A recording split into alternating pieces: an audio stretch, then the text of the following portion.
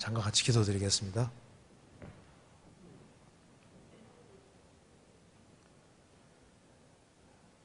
저희를 사랑하시는 하나님 아버지,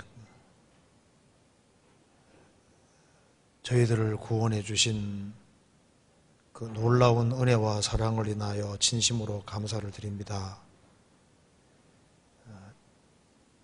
변함없는 사랑으로 저희들을 인도해 주시고 또 항상 은혜와 진리 가운데 인도해 주심을 믿고 감사드립니다. 여기에 하나님의 은혜와 사랑을 사모하는 형제자매님들이 한자리에 같이 모였습니다. 이 가운데 주 성령께서 두루 역사해 주시고 우리 마음속에 풍성한 은혜와 사랑으로 채워주시고 또 하나님 말씀으로 우리 영혼을 환하게 밝혀주셔서 우리가 어떻게 행할 것을 알 수 있도록 도와주시옵소서. 그리고 주님 앞에 더욱 귀하게 쓰임받을 수 있도록 도와주시옵소서. 저희들은 지혜가 부족합니다. 또 연약합니다. 항상 주님의 은혜와 또 도움 속에 생을 살 수 있도록 도와주시옵소서. 그리고 다음 주부터 있을 수원교회 대전도집회 가운데 주님이 함께해 주시고 이번에 또 구원받을 만한 사람들을 많이 연결시켜 주셔서 주님께 영광과 찬송이 돌아가는 귀한 집회가 될 수 있도록 도와주시옵소서. 오늘 이 시간에도 주 성령께서 두루 역사해 주시고 우리에게 필요한 말씀을 허락해 주옵소서. 주 예수 그리스도 이름으로 기도하옵나이다. 아멘. 오늘 신앙생활에 좀 필요한 중요한 질문들이 좀 나와 있습니다. 질문이 다 중요한 질문들이죠. 제가 한번 질문을 먼저 읽어보겠습니다. 이 질문이 참 좋은 질문 같아요. 제가 한번 읽어보겠습니다. 안녕하세요. 주변 형제님들이 조금 잘못된 일이 있으면 마귀에게 당했다라는 표현을 쓰는 것을 보았습니다. 말씀 시간에 졸았으면 졸음 마귀에게 당한 것이 아니고 그냥 밤에 늦게 자서 그런 것 같은데 마귀도 참 억울하겠다는 생각이 들었습니다. 항상 자기 때문이라고 비난받으니까 하나님의 징계, 마귀의 방해와 나의 생활 방식에 따른 결과는 어떤 차이가 있을까요? 나의 생활 자체가 하나님의 인도하심과 또 마귀의 회방의 결과라고 이해하는 것이 맞는 것인지요? 이게 참 중요한 질문이잖아요. 그렇죠? 이거 참 공감되는 질문 맞죠? 이걸 한번 같이 생각해 보는 게 좀 도움이 될 것 같습니다. 여기 이제 주변 형제자매들이 조금 잘못된 일이 있으면 내가 마귀에게 당했다 하고 마귀 자꾸 핑계 댄다고 말입니다. 말씀 시간에 졸았으면 저런 마귀에게 정말 당한 것이겠느냐, 아니면 자기가 밤늦게 자서 잠을 제대로 못 자서 당한 것 같은데, 그러니까 마귀도 참 내가 안 그랬는데 내 탓 돌리니까 마귀도 참 억울하겠다. 항상 비난받으니까. 그런데 뭔가 안 되면 다 자기 탓으로 돌리니까 마귀도 열을 얼마나 받겠느냐, 억울하겠다 생각이 든다 그 말입니다. 참 좋은 질문이죠. 이거 좀 생각해 볼 만합니다. 자, 이제 자기 잘못이 마귀 역사로 되어진 것도 있는가 하면은 마귀와 관계없이 나의 잘못으로 되어지는 것도 있습니다. 틀림없이 구별을 잘할 필요가 있습니다. 그래서 무조건 마귀 탓으로 돌리고 마귀에게 당했다 이런 표현을 너무 자주 쓰는 사람은요,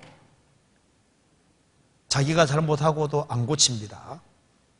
남을 탓하는 사람은 자기를 안 고치는 특징이 있는 거예요. 그래서 말씀 시간에 졸았다, 정말 마귀가 졸게 해서 졸았느냐 아니면 잠을 제대로 못 자서 졸았느냐, 대부분의 경우는 뭐겠어요?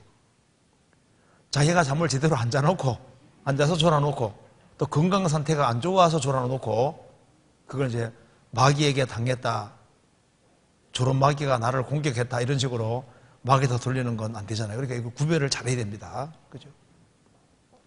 자, 먼저 사람은 하나님의 형상대로 지음을 받았습니다. 그죠? 사람은 아담 이래로 범죄해서 죄의 기질을 타고난 것은 사실이지만은 사람이 죄를 짓는 자유의지를 자기가 가지고 있는 거예요. 그러니까 이제 내가 죄를 지었을 때 내가 지은 것이냐, 마귀가 짓게 한 거냐, 아담이 짓게 한 거냐, 죄의 기질이 짓게 한 거냐 좀 생각을 해봐야 됩니다. 자, 어떤 사람이 다른 사람을 쳐 죽였습니다. 쳐 죽였을 때 마귀가 죽인 거냐, 아담이 죽인 거냐, 죄의 기질이 죽인 거냐, 내가 죽인 거냐 했을 때 내가 행한 것이 없다면 심판이 있을 수가 없는 거잖아요. 그래서 요한계시록 20장에 최후의 심판을 받을 때 자기 행한 대로 심판받는다 그러죠. 자기 행위대로. 그 말은 자기 행위가 있다는 얘기인 거예요. 그러니까 마귀가 아니더라도 내가 죄를 지을 수 있느냐? 분명히 죄를 지을 수 있습니다. 자, 애들이 치고받고 싸울 때 꼭 마귀가 시키는 것이 아니다 그 말입니다.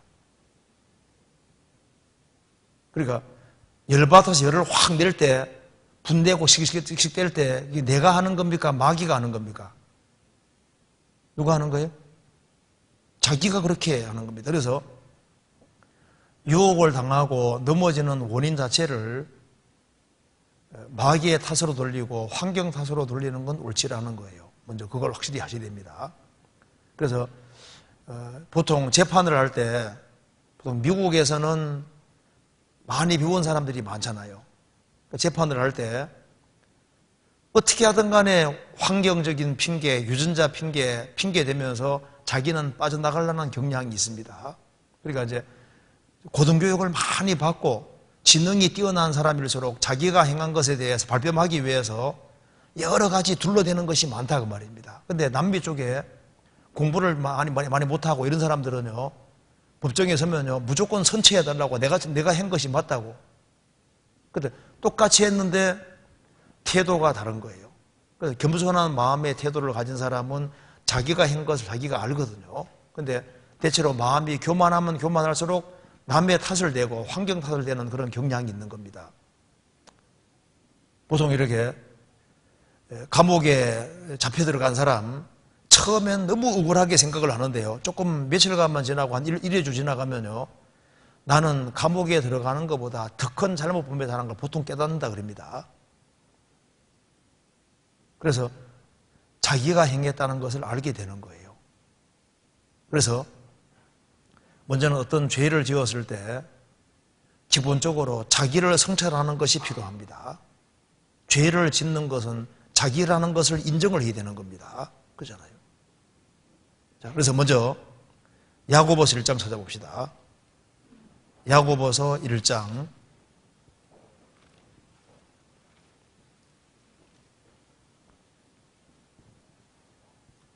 13절.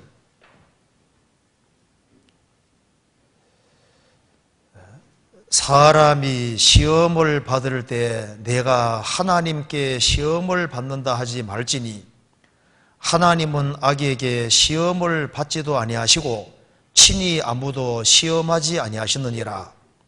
오직 각 사람이 시험을 받는 것은 자기 욕심에 끌려 미혹됨이니 욕심이 잉태한 즉 죄를 낳고 죄가 장성한 즉 사망을 낳느니라.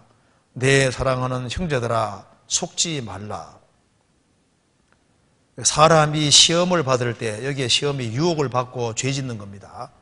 유혹을 받을 때 내가 하나님께 유혹받는다 하지 마라. 하나님은 악에게 시험을 받지도 아니하시고 친히 아무도 시험하지 아니하시느니라. 하나님은 죄 짓도록 유혹하는 시험을 하지 않는다 그 말입니다. 하나님은 사람이 그 사람을 단련시키기 위한 시험을 주시거든요. 엄청난 시련도 주시고 고통도 주시고 그런 시련을 주시지만은 유혹하는 일은 없어지는 거예요.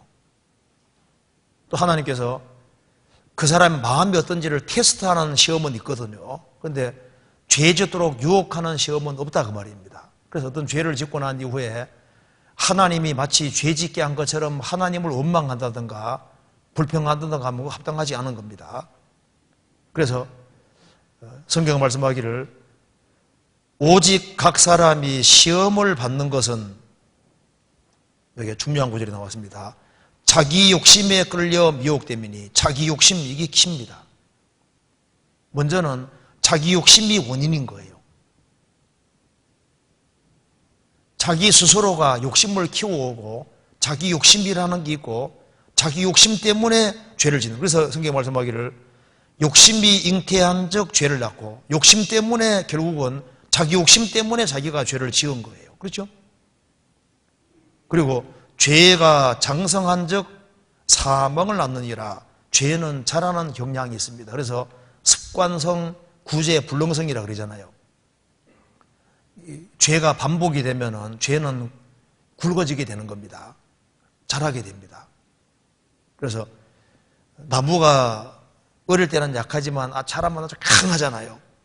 죄는 자라는 경향이 있습니다. 그래서 죄를 한 번 짓고 두 번 짓고 이게 죄를 반복해 지으면 죄가 줄처럼 굵어지거든요. 그래서 악인은 자기의 악에 걸리며 그 죄의 줄에 매이나니, 죄의 줄에 매인다. 죄가 줄입니다. 그래서 죄를 자꾸 지으면 습관이 생기고, 그래서 죄가 울무가 돼 자기를 딱 얽어매고 꼼짝 못하게 만드는 거예요. 그래서 술을 습관적으로 마시게 되면은 술이 그 사람을 포로로 만듭니다. 술 안 먹고는 못 사는 거예요. 담배도 한 가지, 두 가지 피우다 보면 어떻게 됩니까? 이게 딱 줄처럼 딱 나를 얽어매 버립니다. 강해지거든요. 죄는 자랍니다. 그래서 욕심이 잉태한 적 죄를 낳고 죄가 장성한 적 사망을 낳느니라. 내 사랑하는 형제들아 속지 말라. 그 죄의 원인을 마귀의 탓으로 돌리고 하나님 탓으로 돌리는 사람은 절대 자기를 안 바꾸는 경향이 있습니다. 그래서 무슨 죄든지 지으면 그걸 먼저는 자기 탓으로 생각해야만 자기 반성을 하게 되고 자기를 돌이키게 되는 거예요. 무슨 죄든지 지었으면 내가 지었다고 생각해야지, 누구누구 때문에 죄를 지었다고 이제 그런 식으로 핑계를 잡고 되는 사람은 그러니까 바뀌질 않는 거예요. 변하질 않는 겁니다. 그래서 어떤 일을 또 당했을 때 그걸 자꾸 마귀 탓으로 돌리는 사람이잖아요. 내가 마귀 때문에 이렇게 됐다. 그럼 자기는 싹 빠져나가는 거예요. 그래서 죄를 지었을 때는 진짜 마귀 때문에 죄 지었느냐, 내가 죄를 지은 거에 생각했을 때 분명히 내가 죄를 지은 겁니다. 마귀는 간접 역할을 하는 겁니다. 만일 죄 짓는 직접 원인이 마귀에게 있다면 마귀만 지옥 가야 되는 거예요. 그렇잖아요? 그리고 내가 하는 것이 없다면은 각 사람이 자기 행한 대로 심판받는다는 말이 필요가 없게 되는 겁니다. 그리고 마가복음 9장에도 성경에 말씀하기를 사람마다 불러서 소금 치듯함을 받으리라, 그 말씀이잖아요. 사람마다 불로써 소금 치듯함을 받으리라. 그 소금 친다는 말 뜻이 소금으로 고르게 함 같이 말을 하라고 했습니다. 그게 무슨 말이냐면은 그 어머니들이 음식을 만들 때 어떤 음식에는 소금을 왕창 집어넣잖아요. 그죠? 이제 김장할 때 보면은 소금을 막 확 집어넣는데, 야, 저래 집어넣어도 되나? 막 약간 좀 그래서 좀 제가 볼 때 부담스럽거든요. 저렇게 집어넣어도 될까 생각이 드는데 막 왕창 집어넣기도 하고, 어떤 음식은 조금 집어넣잖아요. 그러니까 음식에 따라서 소금을 뿌리는 정도가 다르는 것처럼 우리가 상황에 따라서 어떤 때는 말을 좀 많이 할 필요가 있고 어떤 때는 말을 적게 할 필요가 있는데 그게 소금 치듯이 하는 겁니다. 어떤 경우는 내가 말을 너무 많이 하면 소금 너무 많이 쳤다고 생각 들고 찝찝하잖아요. 어떤 상황에서는 이거 말 좀 하는 건데 그냥 괜히 가만히 있어 생각이 들기도 하잖아요. 소금 너무 적게 친 겁니다. 그것처럼 구원받지 아니한 사람이 지옥과 심판받을 때도 불로서 어머니들이 음식에 소금 치는 것처럼 각 사람의 죄의 정도에 따라서 불의 뜨겁기나 강도가 다를 걸 말씀하는 거니까 지옥 가서도 분명히 행한 대로다 그 말입니다. 그러니까 히틀러 같은 사람하고 보통 사람하고 불의 뜨기가 똑같으면 안 되잖아요. 차이가 있는 겁니다. 그러니까 자기 행위라는 것이 분명히 있는 거예요. 그렇잖아요. 그래서 마귀는 일단 간접 역할을 한다는 것을 생각해야 되는 겁니다. 그죠? 그럼 잘 생각해 봅시다. 예수님에게 12제자가 있는데 11제자들은 돈에 대한 욕심이 없습니다. 가룟유다는 돈에 대한 욕심이 있잖아요. 그래서 욕심이 잉태한 적 죄를 낳고 자기 욕심에 끌려 미혹된다 그랬죠. 그러니까 틀림없이 가룟유다는 뭐에 대한 욕심이 있습니까? 돈에 대한 자기 욕심이 있는 거예요.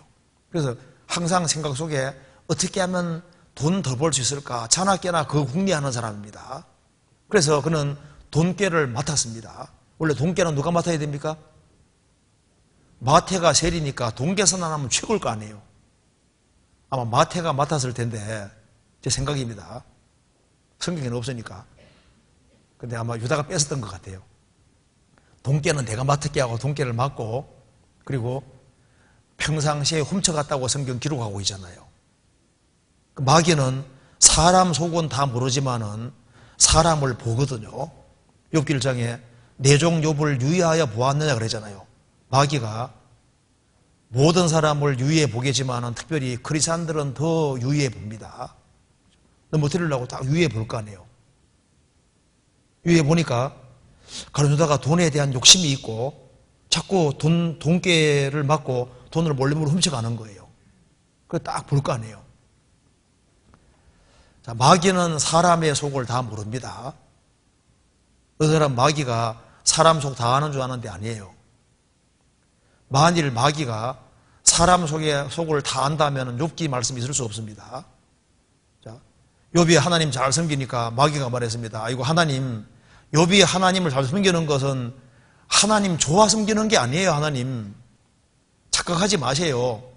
하나님께서 재산을 많이 주고 자녀 10명이나 주고 잘 되게 해주니까 섬기는 거예요. 하나님. 그러니까 욥 그 마음은 다릅니다. 그래서 재산 몽땅 날려보고 싹 취해보십시오. 그러면 틀림없이 욕하고 죽을 겁니다. 장담했잖아요. 그럼 쳐봐. 근데 몸은 건드리지 말라고 했습니다. 재산 날아가고 10명의 자녀가 다 죽었습니다. 근데 욥은 하나님 원망하지 않았잖아요. 그러니까 욥의 속마음을 마귀가 몰랐던 거예요. 그러니까 이제 마귀가 말합니다. 아이고 하나님, 몸보다 귀한 게 어디 있겠습니까?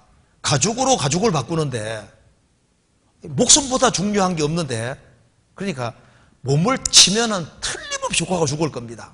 그럼 쳐봐. 죽이지는 마라 그랬죠. 몸 전체가 병들었습니다. 그럼에도 불구하고 하나님을 향한 신앙 끝까지 가지고 있잖아요. 그러니까 마귀는 욥의 속마음을 알았습니까? 몰랐습니까? 몰랐던 거예요. 성경 열왕기상 8장에 주만 홀로 인생의 마음을 다 아심이니이다. 그러니까 사람 속을 다 아시는 분은 하나님만 다 아시고 마귀는 조금 아는 거예요. 속은 다 모릅니다. 그러니까 마귀는 사람이 어떻게 반응할지를 정확히를 모르는 거예요. 지금까지 사람을 많이 다루는 가운데서 아주 능수능란하게 된 겁니다. 그런 것이 속을 모르거든요. 이렇게 유혹할 때 그 사람이 진짜 넘어질지 안 넘어질지 모르고 넘어지면 일어날지를 아직 결과를 모르는 거예요. 이해되시죠? 그러니까 마귀가 딱 유해해 보니까 12제자 중에 유다가 돈을 훔쳐가고 있는 겁니다. 아, 돈에 대한 욕심이 있구나. 그래서 마귀가 유다 머릿속에다가 생각을 집어넣는 거예요. 그러니까 욕심이 있는 사람은 궁리를 자꾸 하잖아요. 그러니까 이제 이거저거 생각을 집어넣는 겁니다. 그러니까 야, 너 돈 그렇게 벌고 싶어? 돈 벌고 싶다. 아이고, 돈 버는 쉬운 방법이 있잖아. 예수님은 능력이 많잖아. 그러니 돈 벌고 싶으면 제일 간단한 길이 있어. 그냥 예수님 딱 팔아 넘기면은 돈 많이 벌 수 있잖아. 그렇지. 예수님 능력이 많은데 내가 판다고 해서 죽을 뿐은 아니지. 돈 벌 수 있지. 그래서 그 생각을 딱 집어넣는데 그걸 받아들인 겁니다. 그러니까 자, 예수님의 열한 제자들에게 예수님을 팔려는 생각을 집어넣으면요, 받아들이겠어요? 당장 쓸데없는 소리라고 탁 쳐낼 거 아니에요. 그렇죠? 근데 유다는 자기 욕심이 있습니다. 각 사람이 시험을 받는 것은 자기 욕심에 끌려 미혹되미니. 그러니까 원인은 누구에게 있는 겁니까? 가룟 유다 자신에게 시험, 유대에게 원인이 있는 거예요. 원인이 있으니까 마귀는 부추기는 생각을 집어넣고 그 생각을 받아들이니까 나중에 마귀가 그 사람 속에 들어갔잖아요. 그러니까 마귀에게 당했다 했을 때 원인은 먼저는 자기에게 있는 겁니다. 그렇죠? 그럼 가룟 유다가 예수님 파는 엄청난 죄를 저질렀을 때 그게 마귀에게 당했지만은 첫째 원인은 누구에게 있는 겁니까? 자기에게 원인이 있기 때문에, 그러니까 자기의 책임도 분명히 있는 거예요. 그렇죠? 성경 찾아봅시다. 요한복음 12장.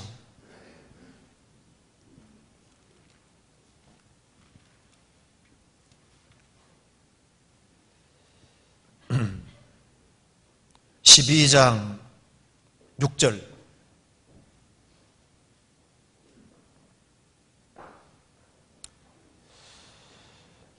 이렇게 말함은 가난한 자들을 생각함이 아니요 저는 도적이라 돈꾀를 막고 거기에 넣는 것을 훔쳐가미러라.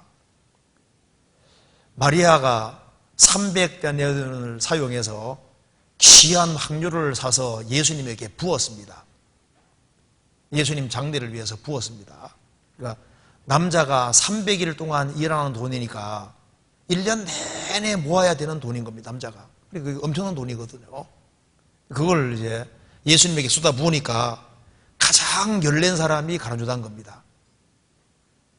이걸 팔아서 가난한 자들에게 주면 좋을 텐데 왜 허비하냐고 가장 큰 소리 친 사람이 유다인데, 왜냐하면 가난한 자들을 생각한 것이 아니고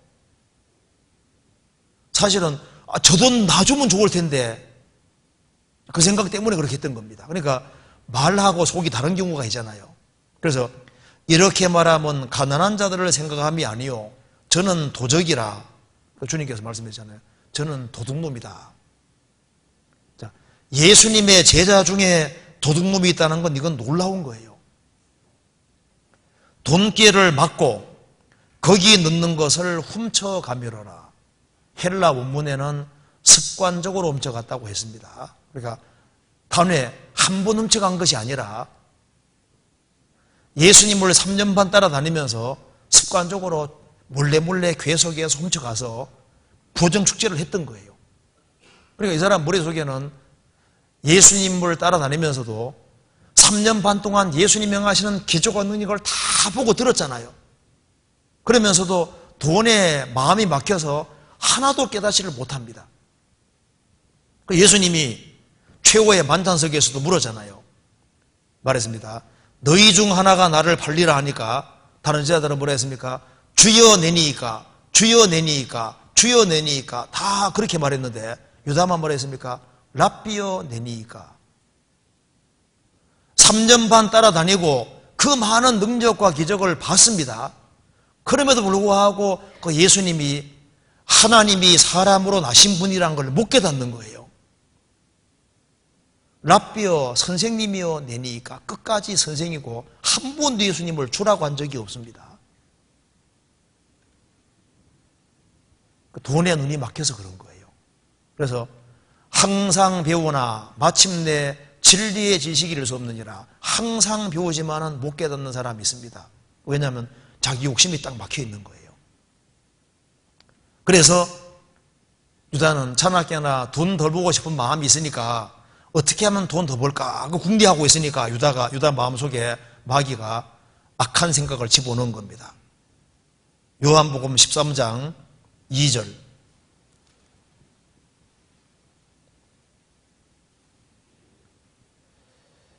마귀가 벌써 시몬의 아들 가룟 유다의 마음에 예수를 팔려는 생각을 넣었더니, 마귀가 벌써 시몬의 아들 가룟 유다의 마음에 예수를 팔려는 생각을 넣었다. 마귀가 제일 먼저 하는 행동은 뭡니까?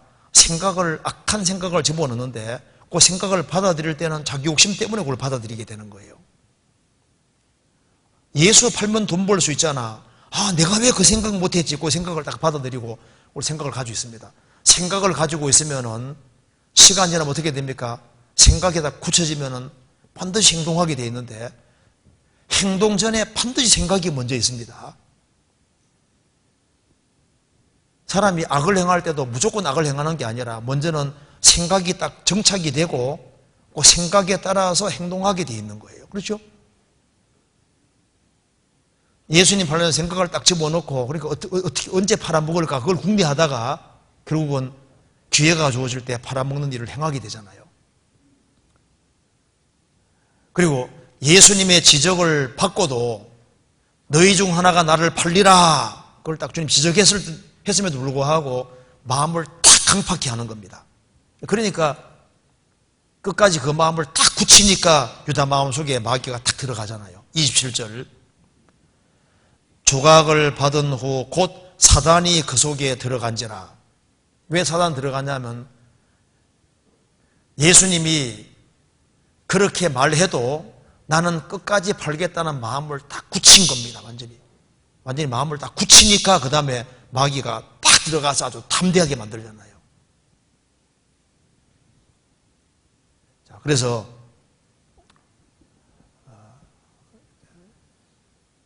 마귀에게 당했다 이런 표현을 사용할 때 일단은 그걸 마귀에게 돌리기 전에 원인이 내게 없는가 그걸 깊이 생각을 할 필요가 있습니다. 그래서 마귀는 틈이 있지 아니하면은 삐죽고 들어갈 수가 없는 거예요.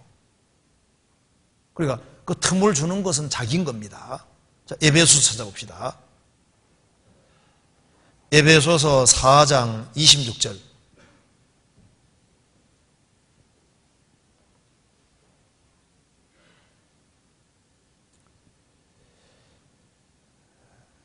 분을 내어도 죄를 짓지 말며 해가 지도록 분을 품지 말고 마귀로 틈을 타지 못하게 하라. 이렇게 틈이란 말이 나와 있죠. 마귀에게 그 귀의 거리를 제공해 준다고 말입니다. 자, 분을 내어도 분한 상황에 분이 올라옵니다. 그렇죠? 분한 상황에 분이 안 올라오면 사람이 아니잖아요.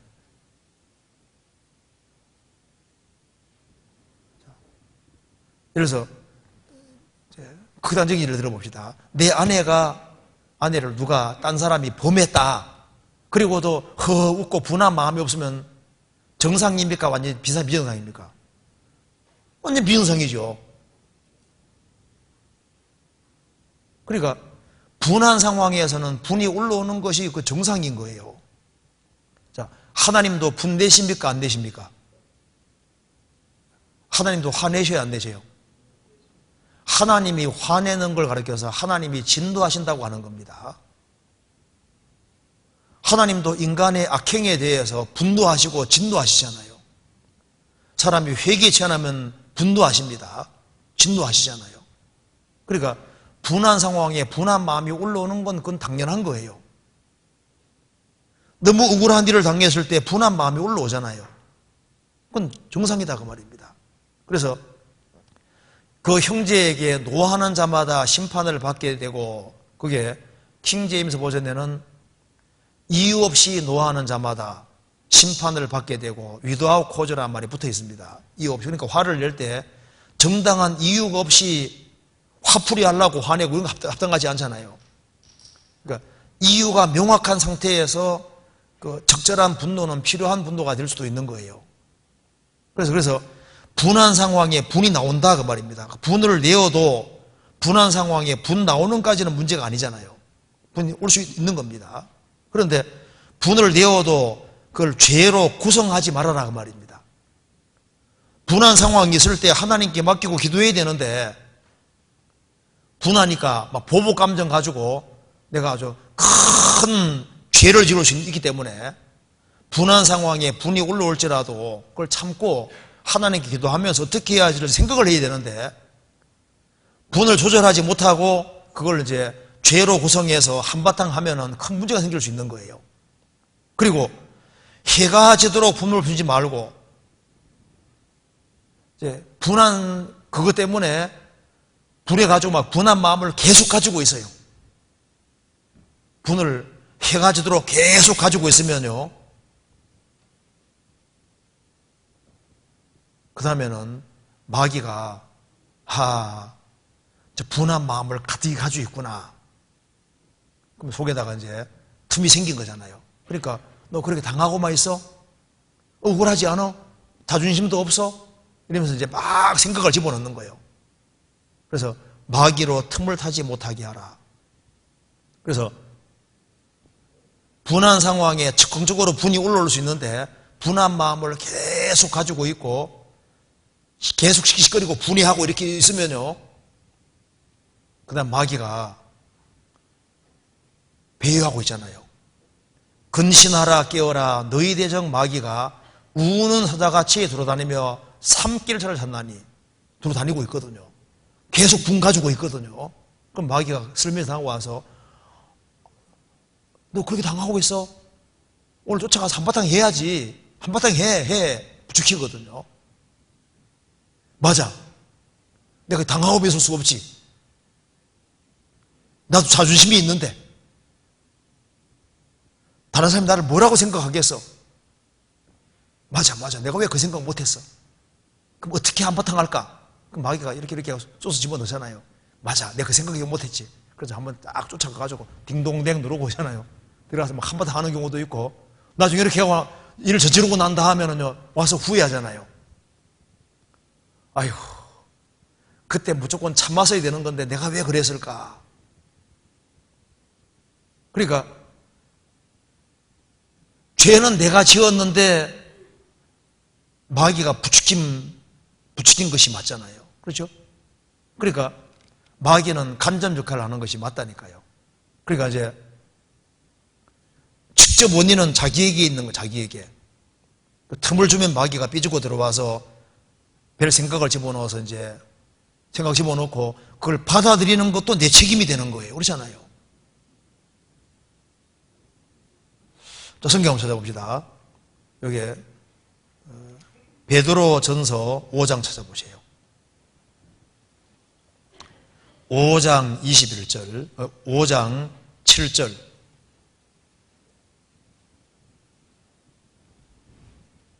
5장 7절에 너희 염려를 다 주께 맡겨버리라. 이는 저가 너희를 권고하심이니라. 근신하라 깨어라 너희 대적 마귀가 우는 사자같이 돌아다니며 삼킬 저를 찾나니 너희는 믿음을 굳게 하여 저를 대적하라. 이는 세상에 있는 너희 형제들도 동일한 고난을 당하는 줄 알미니라. 여기 중요한 말이 나와 있습니다. 너희 염려를 다 주께 맡겨버리라. 염려를 일부가 아니라 다 주님께 맡겨버리라. 죄짐을 맡겼으니까 염려 보따리도 주님께 맡기라 그 말입니다.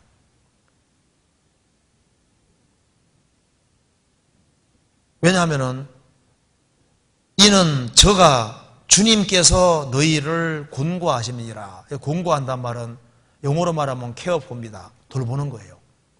주님이 너희를 돌보고 있으니까 우리 죄짐을 짊어지시고 우리 인생을 책임지신 하나님께서 우리 인생을 다 알고 계시고 도와줄 텐데 너무 염려하지 마라 그 말입니다. 염려하지 말고 염려를 다 결혼 문제도 주님께 다 맡기고 대학 입시도 주님께 맡기고 최선 다했으면 된 거예요. 맡기고 다 맡기게 되는 거예요. 염려를 주님께 다 맡기라 그 말입니다.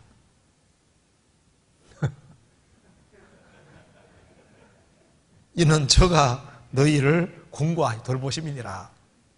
그러면서 근신하라. 깨어라 나오죠. 그러면 뒤에 마귀가 나오잖아요. 왜냐하면 염려를 계속하고 있으면요, 거기 마귀가 틈을 타는 거예요. 그러니까 보통 이제 언제 마귀가 크리스찬 틈을 많이 타냐 하면은 분할 때, 분을 계속 가지고 있을 때 마귀가 맹공격하는 걸 자기가 느낀다니까요. 그래서 막 분이 막 너무너무 막 차오르면요, 마귀가 맹공격을 퍼부어대면은 눈빛을 보세요. 정상이 아닙니다. 막 눈에 막 불이 막 나거든요. 버쩍버쩍 나거든요. 보셨어요? 버쩍버쩍 나. 그러니까 저 사람 눈이 사람 눈이 아니다 그 말입니다. 막 증오에 타올라서 막 콱 할 때 눈이 보면요, 배우에 마귀가 맹공격하는 게 느껴지잖아요. 그런 거 있잖아요. 그러니까 마귀가 배우에 있는 거라니까요. 그러니까 마귀는 특별히 분이 가득 찰 때 마귀가 틈타고, 또 한 가지는 염려에 찰 때, 염려에 팍 빠지면요, 마귀가 별 생각을 다 집어넣는 거예요. 너는 소망이 없다. 너는 너 인생은 끝났다. 그런 식으로 막 별 잘못 생각을 막 집어넣어서 완전히 침체에 떨어지게 마귀가 만든다니까요. 보면요, 뭐 사업에 부도가 났다 해봅시다. 거래에 내한게 됐다 하면요, 하나님 쳐다보면 하나님 살아 계시니까 굶어 죽지 않는다 그 말입니다. 열심히 또 살면 되고 이렇게 하나님 바라보면 되는데, 어떤 어려움이 딱 주어지면은 그 다음에 어찌 살고 염려하기 시작하지 않습니까? 염려하면요, 그 다음에 이제 마귀가 이제 그 맹공격 퍼부어대면은 하나님도 싹 잊어버리게 만들고 소망 없는 인간으로 만들어서 완전히 나락에 떨어지게 만든다니까요. 자, 이 염려에 한번 딱 떨어지면요, 그 다음 마귀가 맹공격하는 걸 느낄 수 있는 거예요. 그러니까 근신하라 깨어라, 너희 대적 마귀가 우는 사자같이 돌아다니며 삼키를 잘 졌나니. 삼킨다는 건 뭡니까? 마귀는 내가 신앙생활 조금 못하는 걸 원하지 않습니다. 내가 신앙을 완전히 망치는 걸 원하는 거예요. 완전히 쓸모없는 인간 만들려고 하는 거예요.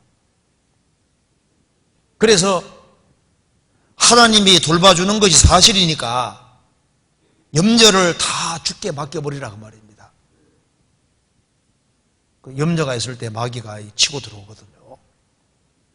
그리고 성경을 불확실하게 알고 있을 때도 마귀가 들어온다니까요. 아담은 하나님 말씀을 받았기 때문에 직접 하나님께 딱 받았잖아요. 선악과 먹으면 죽는다는 거 들었잖아요. 근데 하와는 간접적으로 들었으니까 약간 흐리거든요. 그러니까 마귀가 시비를 걸잖아요.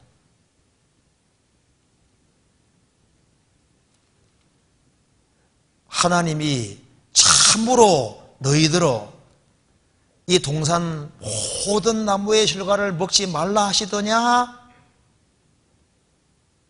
말하는 게 아주 굉장히 강교하잖아요. 하와가 뭐라 했습니까?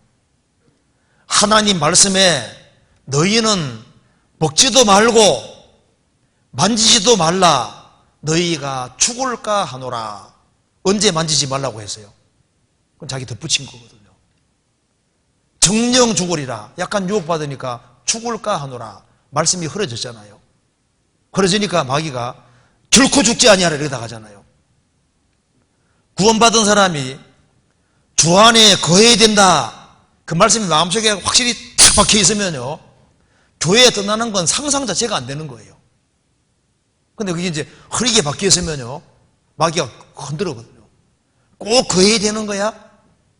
안 그런 사람도 많잖아. 흔들어가지고. 그래서요, 마귀가 탁 공격해가지고 탁 넘어뜨리잖아요. 말씀을 흐리게 알고 있는 사람 마귀가 찾는다니까요.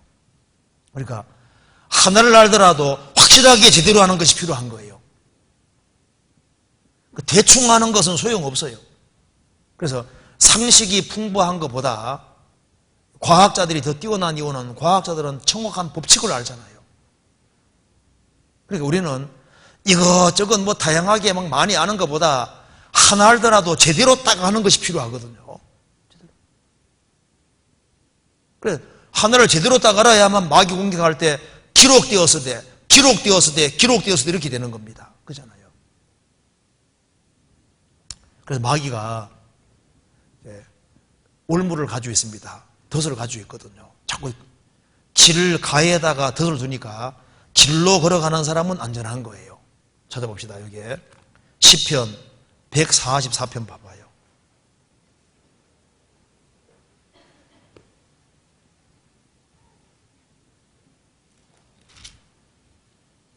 140편 5절을 보시겠습니다.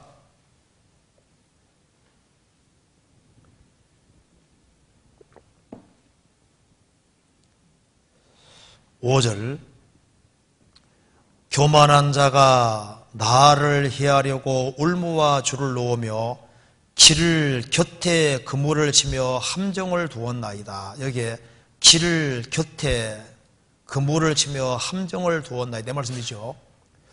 사실 구원을 받은 사람이 딱 정로로 딱 걸어가면요 문제 없습니다. 그런데 마귀가 어디에다가 올무두냐면 길 곁에다가 유혹거리를 만들어 놓거든요. 길로 가다가 슬쩍 가는 거예요. 곁길로 딱 세다가 딱 잡히잖아요. 그렇죠? 길 곁에 그물을 쳐놓습니다. 그래서 이 성경에서 딱 이렇게 돼 있는데 꼭 그렇게 해야 되나 뭐 하면 슬쩍 곁길로 빠지는 경우 있잖아요. 곁길로 슬쩍 빠지다가 탁 걸리잖아요. 정도에는 함정이 없습니다. 하나님이 딱 정한 그 길로 딱 걸어갈 때 시련은 있고 역경은 있어도 올무는 없는 거예요. 마귀는 길 곁에다가 올무를 딱 갖다 놓습니다. 쥐덫 아시죠? 쥐덫이 아주 오래전에 2000종 이상이 나왔다 그러거든요. 쥐덫 종류가 2000종이, 쥐 잡으려고 2000종 이상 나와 있는데 지금은 역사가 얼마나 오래됐는데 마귀가 덫을 얼마나 많이 만들어 놨겠어요. 올무가 많이 있습니다. 그리고 마귀는 사람의 특성을 살피는 거예요. 성경에 새 사냥꾼의 올무란 말이 나와 있는데 이 마귀가 새 사냥꾼은 새 특정에 따라서 올무가 다 다릅니다. 물고기 잡을 때도 다 미끼 종류가 다 다르잖아요. 다람쥐 잡을 때 어떻게 하는지 아시죠? 다람쥐는 특징이 일단 나무 딱 올라갈 때 딱 쳐다볼 때 어느 쪽이 올라가는 게 편리할까 그거부터 생각한다 그러잖아요. 올라갈 때 어디가 편할까 그거부터 생각하기 때문에 나무까지 옆에 딱 걸쳐놓고 올무 딱 쳐놓으면은 거기 잘 걸려드는 거예요. 일단 딱 보고 어디가 편할까? 가지가 딱 젖어 있으니까 여기로 올라가면 좀 쉽잖아요. 그러니까 쉽게 올라가는 길을 이렇게 올라가는 경향이 있기 때문에 거기다 올무를 딱 이렇게 해놓고 그래서 잘 걸려들거든요. 그러니까 약점이라는 게 있다니까. 습관적으로 어떻게 하는 그걸 보고 옆에다 올무를 딱 갖다 놓는 거예요. 쥐덫 딱 쳐놓고 거기 소고기 딱 넣고 거기다가 참기름까지 딱 뿌려놨습니다. 쥐가 처음에 어떻게 할까요? 쥐도 조심스럽잖아요. 처음에 냄새만 맡습니다. 냄새가 너무 좋아. 그 다음에 핥아봐요. 괜찮거든요. 딱 물어보니까 괜찮거든요. 물고 도망가지 않고 탁 도망가는 탁. 그죠? 유혹거리가 있는데 이거 만지지 말아야 되는데 냄새만 맡고 핥아보고 만져보고 괜찮거든요. 탁 가다가 걸리잖아요. 자기 욕심, 그게 마귀가 덫을 많이 준비해놨다니까요. 찾아볼까요? 여기 성경입니다. 디모데후서 2장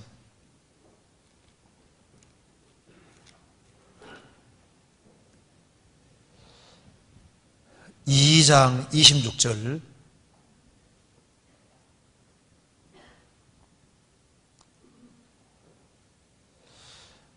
저희로 깨어 마귀의 울무에서 벗어나 하나님께 사로잡힌 바 되어 그 뜻을 좁게 하실까 함이라. 저희로 깨어 마귀의 울무에서 벗어나.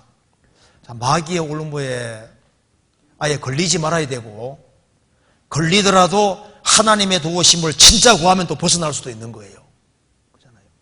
그래서 일단 여기 질문이 주변 형제님들이 조금 잘못된 일이 있으면 마귀에게 당했다라는 표현을 쓰는 것을 보았습니다. 그래서 이제 마귀에게 당했다는 표현이 맞는 경우를 생각해 보자 그 말입니다. 마귀에게 당했다.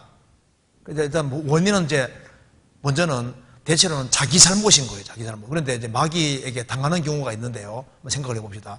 불신자 측면에서 먼저 생각해 보면은 이런 경우는 진짜 마귀에게 당하는 겁니다. 고린도서 4장 봅시다.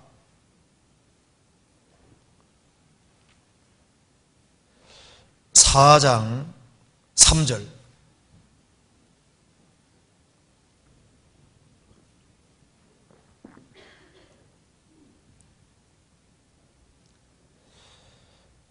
만일 우리 복음이 가리웠으면 망하는 자들에게 가리운 것이라.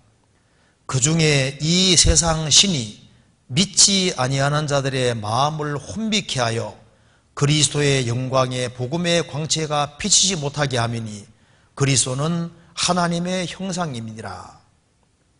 만일 우리 복음이 가리웠으면, 복음을 듣고도 절대 못 깨닫는 사람이죠. 그 사람에겐 복음이 가리워진 사람입니다. 복음이 안 깨달아지는 사람은 망하는 자들에게 가려운 것이라. 망하는 자들입니다. 그 중에 이 세상 신이, 마귀가 믿지 아니하는 자들의 마음을 혼비케 하여 속여서 그리스도의 영광의 복음의 광채가 비치지 못하게 한다. 그리스도의 영광의 복음의 광채가 영혼 속에 들어와야 구원인데 마귀의 방해 공작이 있다 그 말입니다. 그래서 복음을 들을 수 있는, 자, 전도 집회 이제 딱 듣고 이제 죄까지 들었거든요. 이제 5일째 복음 말씀 들어야 되는데, 구원을 받아야 되는데, 구원 받고자 하면 마귀가 또 별 생각 집어넣죠. 야, 너 벌써부터 구원 받으려고 그래? 청춘이 구말리 같은데. 너 구원 받으면 이런 거 저런 거 못 하잖아. 그런 생각 막 집어넣거든요. 아니야, 구원 받아야 돼. 아, 지금은 너 젊어. 죄 좀 더 짓다가 나중에 구원 받아.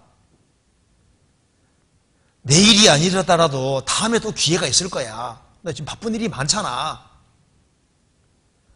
그러면서 모처럼 이제 이 구원 받아야 되겠다는 마음도 있고, 또 이제 또 세상 일도 바쁜 것도 있고, 뒤로 미루다가 엎치락뒤락 하다가 있지 않습니까? 이제 탁 안 듣는 길을 택해서 있지 않습니까? 세상으로 가는 경우잖아요. 그럼 마귀가 박수치고 얼마나 좋아하겠어요. 그런 경우에는 이 사람 진짜 마귀에게 당한 거잖아요. 마귀에게 완전히 쏘은 겁니다. 근데 아셔야 될 것이 있습니다. 진짜 찾는 사람은 주님 도와주세요. 맞아요. 자, 하나님이 세게서요, 마귀가 세게서요. 하나님이 훨씬 세십니다. 하나님은 속마음을 정말 아시기 때문에 정말 찾는 사람은요, 도와주십니다. 그리고 찾고 찾는 사람은 찾도록 도와주세요. 철록정책에 보면 아시잖아요. 기독교는 정말 죄 문제 해결하기를 원했거든요. 그래서 이제 좁은 길을 찾아서 가는데 앞에 엄청난 웅덩이 수렁에 빠졌잖아요. 엄청난 고통을 겪었음에도 불구하고 그래도 죄는 해결해야 되기 때문에 기어코 가잖아요. 그런데 한 사람은 이제 설득을 받아서, 크리스찬 설득을 받아서 같이 가다가 웅덩이에 빠져서 죽을 고생하니까 그냥 가버리잖아요. 왜? 기독교는 진짜 이 죄 문제 해결하기를 원했던 사람인 겁니다. 그러니까 기어코 가는 거예요. 그러니까 정말 찾는 사람은요, 주님께 찾도록 도와주십니다. 근데 왜 시험 받냐 하면은 두 마음이 싸우면서 이 영혼 문제를 해결해야 되겠다는 절실한 진짜 마음이 없기 때문에 그 시험을 받는 거예요. 그래서 구원의 기회가 명백히 주어졌는데 세상적인 핑계를 대고, 하나님은 하나님의 성령이 내게 역사하는 걸 느끼면서도 마귀가 말하는 그 말을 듣고서 전도 집회를 안 듣고 세상적으로 하는 길을 택할 때 이게 마귀의 방해 공작에 당한 거예요. 그렇잖아요. 그래서 특별히 전도 집회할 때 불신자들이 마귀에게 많이 당한다니까요. 그래서 야, 저 사람 이제 어떤 대학생 말씀 첫날 이튿날 잘 들었거든요. 그래서 같이 얘기했습니다. 내일 꼭 참석하시라고. 예, 이게 성경 정말 하나님 말씀이네요. 틀림없이 오겠습니다. 그랬거든요. 안 오는 거예요. 나중에 만났습니다. 왜 안 왔냐 하니까 그 다음날 말씀 들으면 틀림없이 하나님 믿어질 거고, 그럼 반드시 구원을 받아야 되고, 구원받으면 내 편한 대로 못 사니까 내가 안 듣는 길을 택했다고.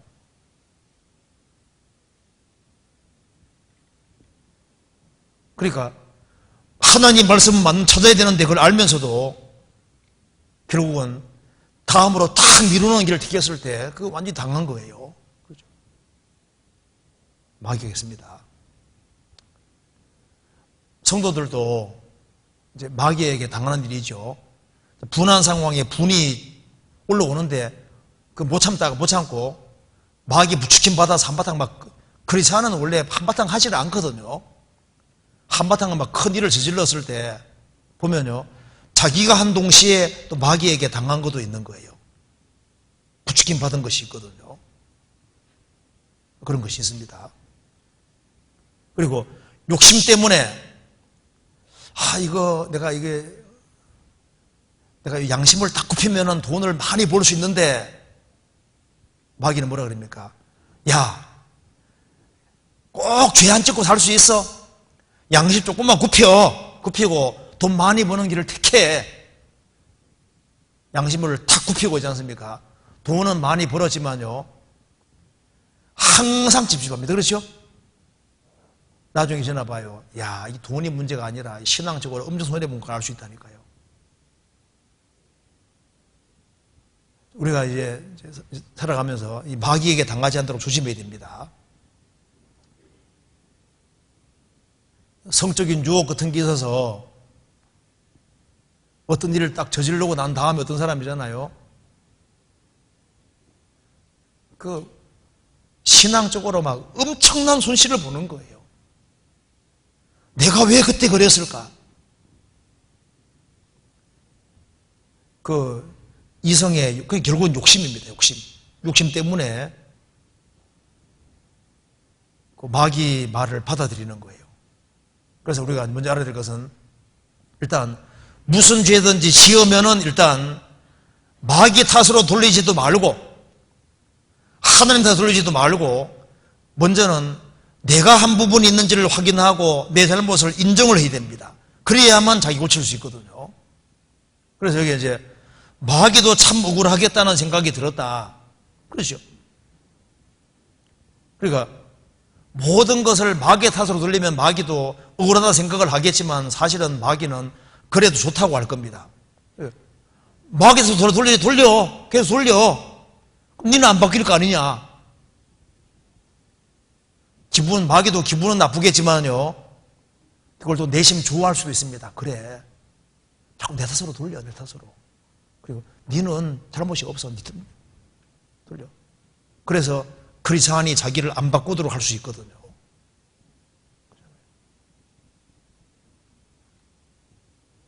자기 잘못을 인정할 때 자기를 바꿀 수 있는 겁니다.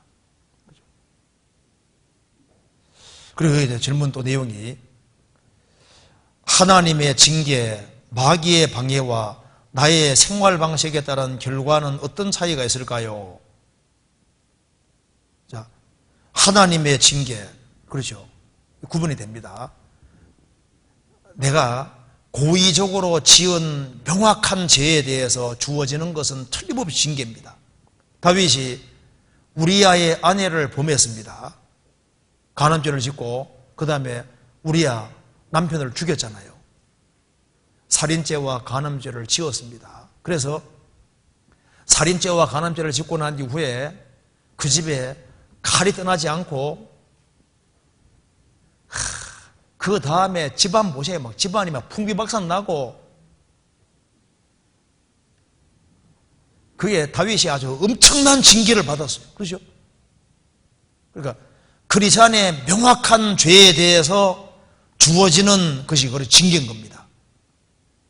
야곱이 자기 아버지를 속이고 자기 형을 2번 속였습니다. 2번 명백히 속인 것이기 때문에 자기 성의 속에 2번 명확히 속임을 당했잖아요. 그렇죠? 그게 징계라는 겁니다. 아버지를 속이고 형을 속였습니다. 그리고 이제 쾌제 불렀을지 모르지만은요, 크리스찬은 징계가 있습니다. 그래서 라반 집에서 7년 동안 봉사를 했잖아요. 봉사하고 라헬과 결혼하기로 돼 있는데 신혼 첫날 밤 장인은 더 고단수인데 언니 레아를 집어넣어 버린 거예요. 잠자고 나니까 얹은 거예요. 장인 어째서 나를 속였습니까? 우리 집안에서는 동생을 먼저 시집 보내는 법이 없다. 내게 7년 더 봉사해라. 그러면 7일 후에 내가 딸을 주겠다. 그래서 7일 후에 딸을 받고 7년 더 봉사하게 됐잖아요. 졸지 아내가 둘이 됐습니다. 야곱이 얍삽하고 교활하고 강교한 기기 때문에 하나님께서 그 자기 잔머리가 많으니까 자기보다 더 고단수인 사람에게 딱 집어넣는 거예요. 그 장인에게 톡톡이 당하잖아요. 속임 당했습니다. 12아들을 낳았잖아요, 야곱이. 그런데 야곱의 10명의 아들들이 11번째 요셉을 에집트에 팔아먹고 난 다음에 뭐라 했습니까? 짐승을 죽여서 요셉의 채석옷에 피를 딱 묻혀서 아버지 보세요, 이거 요셉 옷이 아니에요. 우리 아들이 정령 지켰구나. 10명의 아들들이 아버지를 폭 속였습니다. 자기가 아버지 속이기 때문에 자기가 자기 10명의 아들들에게 10몇 년 동안 폭 속았잖아요. 그 징계라는 겁니다. 징계는 반드시 옵니다. 그리고 야곱의 10명의 아들들이 요셉, 11번째 요셉을 에집트에 억울하게 팔아먹었잖아요. 그리고 10몇 년이 지난 이후에 10명의 형들이 톡톡이 징계를 받았잖아요. 야곱이 이제 요셉이 총리 되고 난 이후에 10명의 형들 아주 혼났지요. 정확히 징계를 받았잖아요. 그래서 크리스찬이 명백한 죄에 대해서 주어지는 것이 그게 징계라는 겁니다. 그렇잖아요. 그리고 이제 마귀의 방해가 있습니다. 마귀의 방해라는 건 마귀가 우리가 신앙생활을 잘 하지 못하도록 방해하도록 합니다. 먼저는 틈을 누리고 그 다음에 맹공격을 하는데요. 공격이 주된 공격 대상이 생각이에요. 생각. 그래서 이제 성경 좀 보려고 하면요 생각으로 공격합니다. 너무 피곤하잖아. 피곤해. 그냥 누워. 아, 이거 너무 피곤하지. 그러니까 그 마귀 공격한다니까요. 헌금 좀 하려고 그러면요 돈 지갑 열었는데 5만원짜리 보이거든요. 만원짜리 있는데 속에서 야 이게 5만원 넣을까 하면 너무 아깝잖아. 아이 만원만 넣어. 그래 만원만 넣으면 마귀가 잘했다 그러거든. 잘했다. 조금 넣어. 잘했어.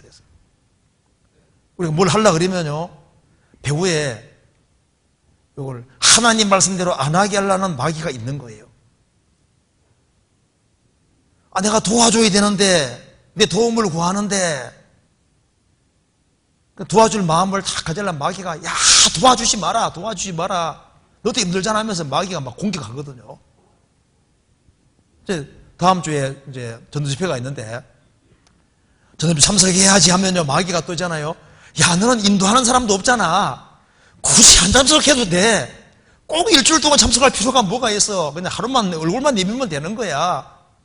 나 임원인데 가야 돼 그러면 아이고 임원이라도 다 안 가는 사람도 많잖아. 어떻게 하든 간에 있잖아요. 신앙생활을 더 하지 못하도록 마귀가 이게 부추긴다니 마귀가 방해가 있습니다. 그러니까 마귀 방해가 없으면요 교회가 미어 터지죠. 왜 교회가 그렇게 미어 터지지 않아요? 마귀가 계속 방해해서 그렇다. 방해해서. 그리고 마귀 생각을 받아들이는데 마귀가 생각으로 공격하기 때문에 그런 거예요. 그래서 복 있는 사람은 악인의 꾀를 좇지 아니하며 죄인의 길에 서지 아니하며 오만한 자의 자리에 앉지 아니하고 그랬잖아요. 절치면 악인의 꾀를 줘요. 꾀. 먼저 충고 생각. 마귀가 생각부터 집어넣는다는 거예요. 생각을. 그래서 그 사람은요 헌금하려고 하는데 그 마음을 막으면요, 그래 마귀야, 나는 더 많이 집어넣는다고 더 많이 확 넣어버리고, 너 교회 나가려 그래, 나 나갈란다, 막으려 그러면 한 번 나가고 막 두 번 나가고 세 번 나가고 마귀 반대로 하거든요. 신앙생활 잘하잖아요. 마귀 방해를 이겨야 되는 거예요. 그래야지 신앙생활 잘합니다. 그리고 전도하는 것도 마찬가지인데요. 내가 이제 이 사람 구원 받아야 되는데, 전도해야 되는데 하는 마음이 올라오잖아요. 전도하려고 그러면 마귀가, 야, 장소가 적절하질 않아. 장소가 남들이 뭐라고 생각하겠어. 그리고 네가 꼭 전도 안 해도 전도 다른 사람 전도할 거야. 구원받은 사람은 의뢰 받게 돼 있어. 그 마귀가 내가 해야 될 몫을 하지 못하게 막는다니까요. 그리고 두려움을 확 집어넣어서 어떻게 하든 간에 적극적으로 전도 못하도록 마귀가 계속 방해하는 겁니다. 전도를 위해서 물질을 사용하려고 그러면요, 마귀가, 야, 그 아까운 돈 그거 저축해야지, 저축. 장래도 불안전한데 저축해야지 하면서 있잖아요. 이게 돈을, 물질을 주님 위해서 과감하게 사용하는 것도 마귀가 계속 막아요. 그러니까 11조 생활을 하고, 그렇지 않으면 당연히 해야 되지 않습니까? 그러니까 이제 하려고 할 때 마귀가 그렇게 어떻게 하든 간에 하나님 앞에 내가 적극적으로 하는 것을 마귀가 계속 방해한다니까요. 바울 사도가 데살로니가에 가려고 여러 번 했는데 마귀가 그것도 막았잖아요. 마귀가 방해하는 것이 있습니다. 마귀가 방해 안 하면 신앙생활 다 잘하지요. 그렇잖아요. 구원 안 받은 교회도 사람들 잘 모이잖아요. 그렇죠?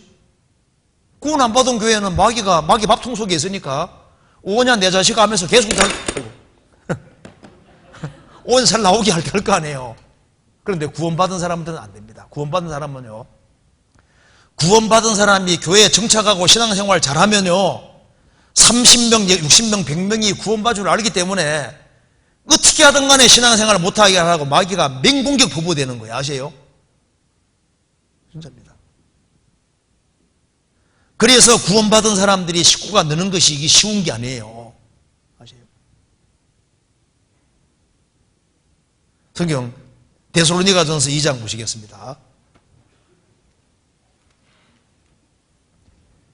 2장 18절입니다.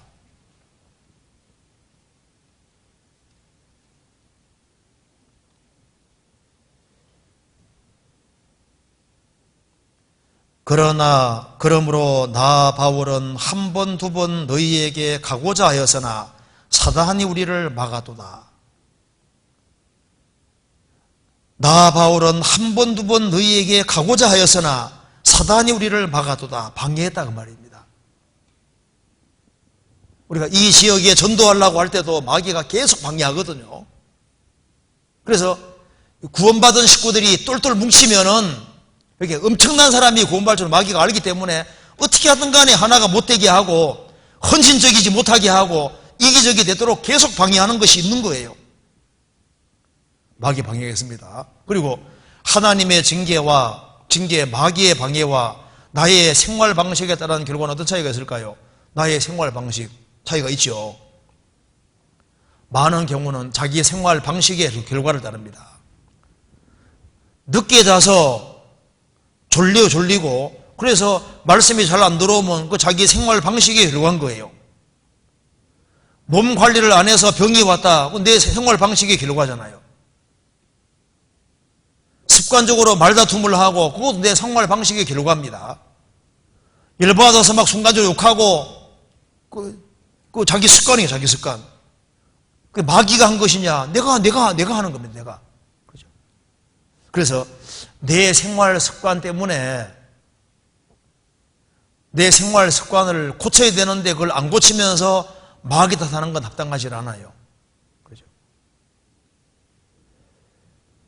그래서 마귀가 가난주다에게만 역사한 것이 아니라 베드로에게도 역사하시죠. 베드로에게도.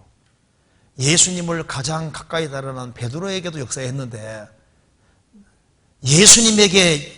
예수님을 시험한 마귀가 나도 시험 안 할 거냐? 시험하죠. 자, 예수님을 시험하고 난 마귀가, 시험한 마귀가 영원히 떠난 게 아니죠. 얼마 동안 떠났니라 그렇게 되어 있잖아요. 찾아봅시다. 누가복음 한번 보세요.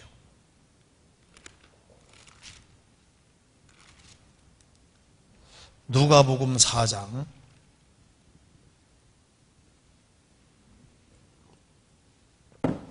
13절.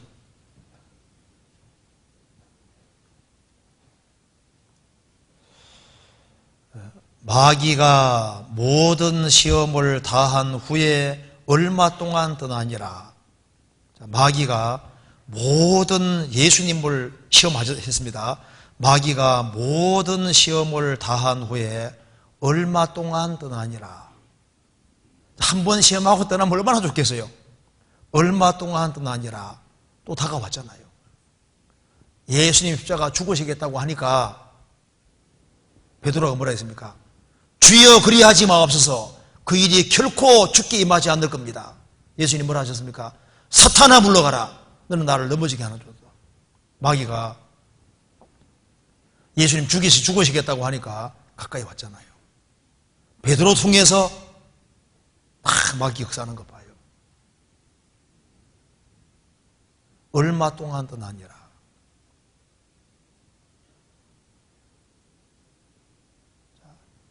구원받은 사람도 마귀가 시험합니다. 틈이 있으면 시험하거든요. 조심해야 되는 거예요.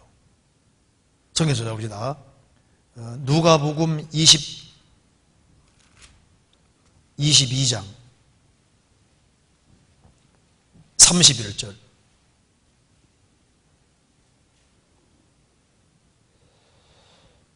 시몬아 시몬아 보라, 사단이 밀 까부러듯 하려고 너희를 청구하였으나 그러나 내가 너를 위하여 내 믿음이 떨어지지 않기를 기도하였노니 너는 돌이킨 후에 내 형제를 굳게 하라. 시몬아 시몬아, 시몬이 베드로입니다. 사단이 밀 까부러듯 하려고 너희를 청구하였으나, 마귀가 예수님도 넘어뜨리고 예수님의 제자들도 전부 다 완전히 신앙을 망치게 하려고 노력했다 그 말입니다. 그러나 예수님께서 내가 너를 위하여 내 믿음이 떨어지지 않기를 기도하였노니 너는 돌이킨 후에 내 형제를 굳게 하라. 베드로는 뭐가 있습니까? 그래도 믿음이 있는 거예요. 믿음. 넘어졌지만은 주님이 다시 일으켜 주셨고, 이 경험이 있고 난 후에 그는 형제들을 끝까지 굳게 하는 길을 크게 고의를 계속했습니다. 그래서 이제 여기서 우리가 용어 사용할 때 이게 마귀에게 당했다 이런 말을 쉽게 사용하지 말고, 또 조론마귀가 진짜 있어요. 근데 그 누구에게 역사하냐면은 피곤하지도 않은데, 졸린 상황도 아닌데 찾는 마음이 없는 사람에게 마귀가 가까이 역사해가지고 있지 않습니까? 진짜 그 복음 들을 때만 조는 사람이 있어요. 다른 분명히 안 조는 사람인데 찾는 마음이 없으면 싹 역사할 수도 있거든요. 그래, 조론마귀라는 말도 이것이 그냥 빈말이 아닙니다. 근데 그게 이제 그 특정한 경우에 사용되기 때문에 그 용어를 남발하는 건 옳지 않겠습니다. 예. 그 질문은 이 정도 하고 이제 그 다음 질문 보도록 합시다. 안녕하세요. 저는 처음 말씀을 배울 때 참 행복을 얻기 위해 구원을 받아야 한다고 배웠습니다. 또 구원받은 것은 이제 죄에서 해방되었다, 죄에서 자유하게 되었다라고 배웠습니다. 하지만 정말 죽어서 영원한 지옥이 아니라 영원한 천국에 갈 수 있는 것은 너무나도 감사한데, 삶이 반복되는 죄로 하나님께 면목이 없고 죄송해서 행복하지도 즐겁지도 않습니다. 그래서 전도할 때에도 행복에 대해서 말을 꺼낼 수가 없습니다. 구원받은 이후에 죄라는 것이 얼마나 심각한 것인지 알게 되어서 죄에서의 해방이 아니라 멍해가 생긴 것 같은 느낌이 듭니다. 반복되는 잘못에 낙심한 채 살아가는 사람은 어떤 말씀을 명심해야 할까요? 이것 참 좋은 질문이잖아, 그죠? 오늘 좀 좋은 질문 나오는 것 같아, 그죠? 예, 생각을 해봅시다. 먼저 처음 말씀을 배울 때 참 행복을 얻기 위해 구원받아야 한다고 배웠다. 그렇죠? 진짜 행복해지려면 구원받아야 되는 것이 맞습니다. 저도 초등학교 들어가기 전부터 인생이 진짜 허무했거든요. 행복지를 못했습니다. 항상 답답했었는데요. 그러니까 진짜 답답했어요. 이게 낙지치기 해도 답답하죠. 공책에도 답답하죠. 마음이 답답한 거예요. 할 말도 없고, 그래서 거의 잘 이제 듣기만 했지, 말을 거의 잘 안 했습니다. 할 말도 없고.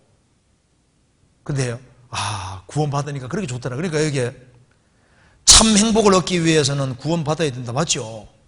구원받아야 진짜 행복자가 되는 겁니다. 그래서 또 구원받은 것은 이제 죄에서 해방되었다, 죄에서 자유하게 되었다라고 배웠습니다. 그렇죠? 죄의 사함을 받을 때 왜 기쁘냐 하면은, 죄의 사함을 받을 때, 죄의 사함 받는 순간에 누가 들어오십니까? 성령이 들어오시잖아요. 죄의 사함을 얻어라, 그리하면 성령을 선물로 받으리니, 성령을 받을 때 성령으로 말미암아 하나님의 사랑이 우리 마음에 부음바 되는 거예요. 그래서 하나님이 나 같은 죄인도 사랑했다, 사랑받을 때 진짜 행복한 거거든요.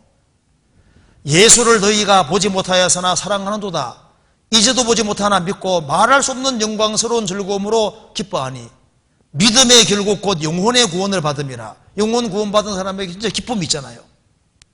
기쁜 날, 기쁜 날, 주 나의 죄 다 씻은 날. 죄의 사함을 받은 사람에게는 진짜 유쾌함이 온다는 말이 이게 맞는 얘기인 거예요. 성경 써봅시다.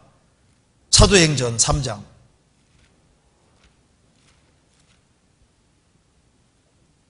19절.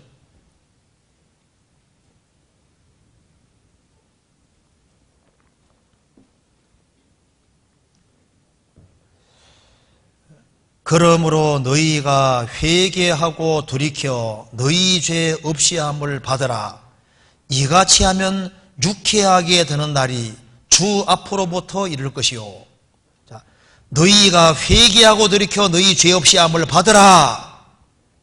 죄 없이함을 받는 사람은 이같이 하면, 죄 없이함을 받으면 유쾌하게 되는 날이 주 앞으로부터 이를 것이요. 유쾌하게 되는 날이 너에게 온다 그 말입니다. 그러니까 진짜 유쾌하게 되기 위해서 되려면은 죄의 사함을 얻으라 그 말입니다. 죄의 사함을 얻은 사람은 유쾌하게 되는 날이 온다는 말이 맞죠? 자, 일단 천국에 가게 됐으니 정말 얼마나 유쾌하게 돼요. 영원한 행복이 보장됐으니 얼마나 유쾌한 겁니까? 그리고 속죄를 받고 성령이 함께 하시고, 그래서 하나님의 사랑이 마음에 부음바 됐으니까 얼마나 유쾌하고 정말 상쾌하고 행복을 느끼잖아요. 구원받아야만 행복자란 말이 맞습니다.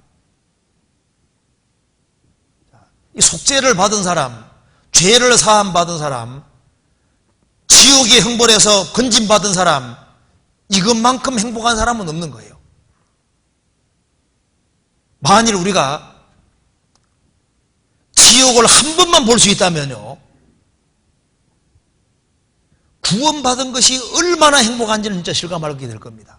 우리가 한번 천국을 한번 볼 수 있다면은, 내가 저곳에 들어가는구나, 그거 한번 보게 된다면은 얼마나 진짜 우리가 아주 엄청난 존재라는 걸 정말 깨닫게 될 거 아니에요? 그렇죠, 맞아요. 이게 진짜 아멘입니다. 그잖아요. 그래서 구원받은 것은 이제 죄에서 해방되었다, 죄의 자유게 됐다, 죄값이 영원히 지불돼서 해방되고 천국 가게 됐으니 얼마나 좋아요. 그잖아요. 이건 맞다 그 말입니다. 그리고 배웠고 그 사실이다 그 말입니다. 하지만 문제가 그 뒤가 이제 그지만 하지만이 나와요. 하지만 이렇게 배웠는데, 하지만 정말 죽어서 영원한 지옥이 아니라 영원한 천국에 갈 수 있는 것은 너무나도 기쁘고 감사한데 반복되는 죄로 하나님께 면목이 없고 죄송해서 행복하지 즐겁지도 않습니다. 구원받은 자에게 성령이 들어오셨는데 죄값은 지불됐지만 죄의 기질은 남아있고 옛 성품은 남아있으니까 갈등이 생긴다 그 말입니다. 그래서 갈등이 생긴다. 그 정상입니다. 갈등이 생겨요. 바울 사도도 갈등했잖아요. 찾아봅시다. 로마 7장.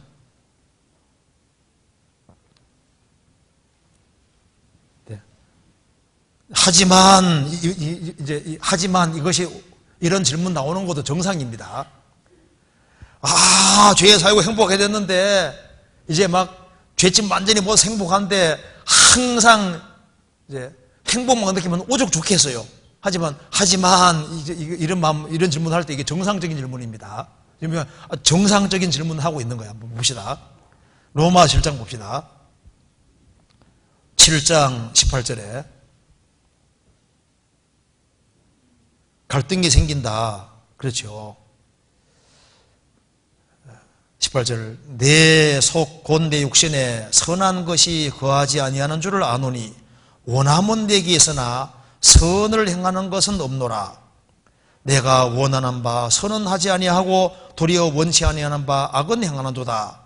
만일 내가 원치 아니하는 그것을 하면 이를 행하는 자가 내가 아니요 내 속에 거하는 죄니라. 그러므로 내가 한 법을 깨달았노니 곧 선을 행하기를 원하는 나에게 악이 함께 있는 것이로다. 내 속사람으로는 하나님 법을 즐거워하되 내 지체 속에서 한 다른 법이 내 마음의 법과 싸워 내 지체 속에 있는 죄의 법 아래로 나를 사로잡아 오는 것을 보는도다. 오라 나는 곤고한 사람이로다. 이 사망의 몸에서 누가 나를 건져내랴. 오라 나는 공고한 사람이로다.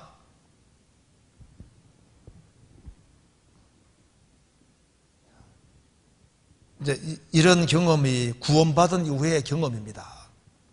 우리 속사람은 거듭난 생명은 하나님 말씀을 즐거워하고 하나님 말씀 될 때는 그렇지요 하고 이제 그러잖아요. 그런데 내 속에 죄의 법이 딱 있는 거예요. 기질이 딱 남아 있습니다.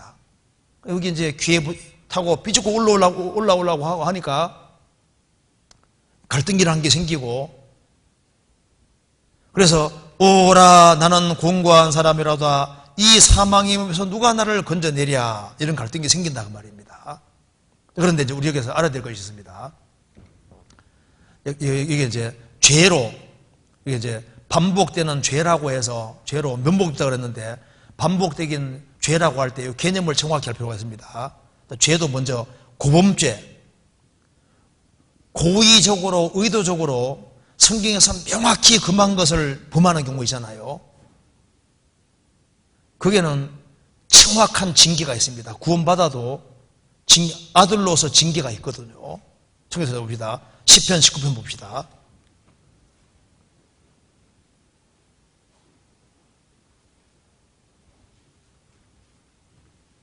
시편 19편 13절.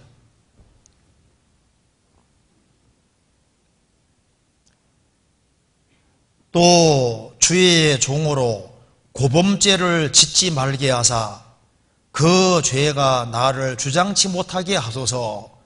그리하시면 내가 정직하여 큰 죄과에서 벗어나겠나이다.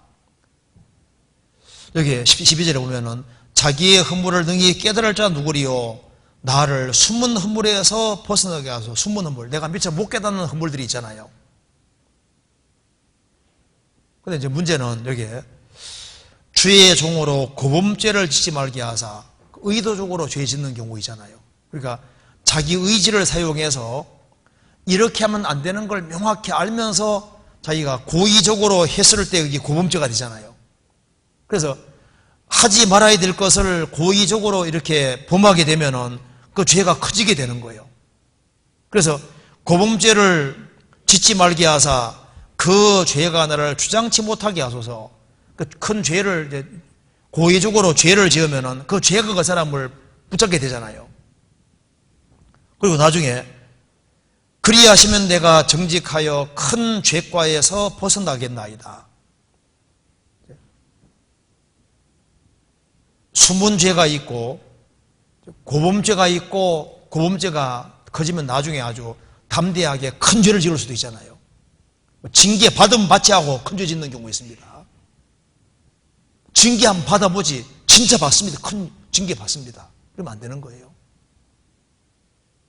자, 그런데 크리스찬이 고범죄 짓는 경우는 그건 드문 경우입니다. 그렇잖아요. 크리스찬들은 고의적으로 죄를 안 지으려고 하는 속에 죄에 타락된 기질이 있는 동시에 또 죄를 거부하도록 성령이 와 계시잖아요.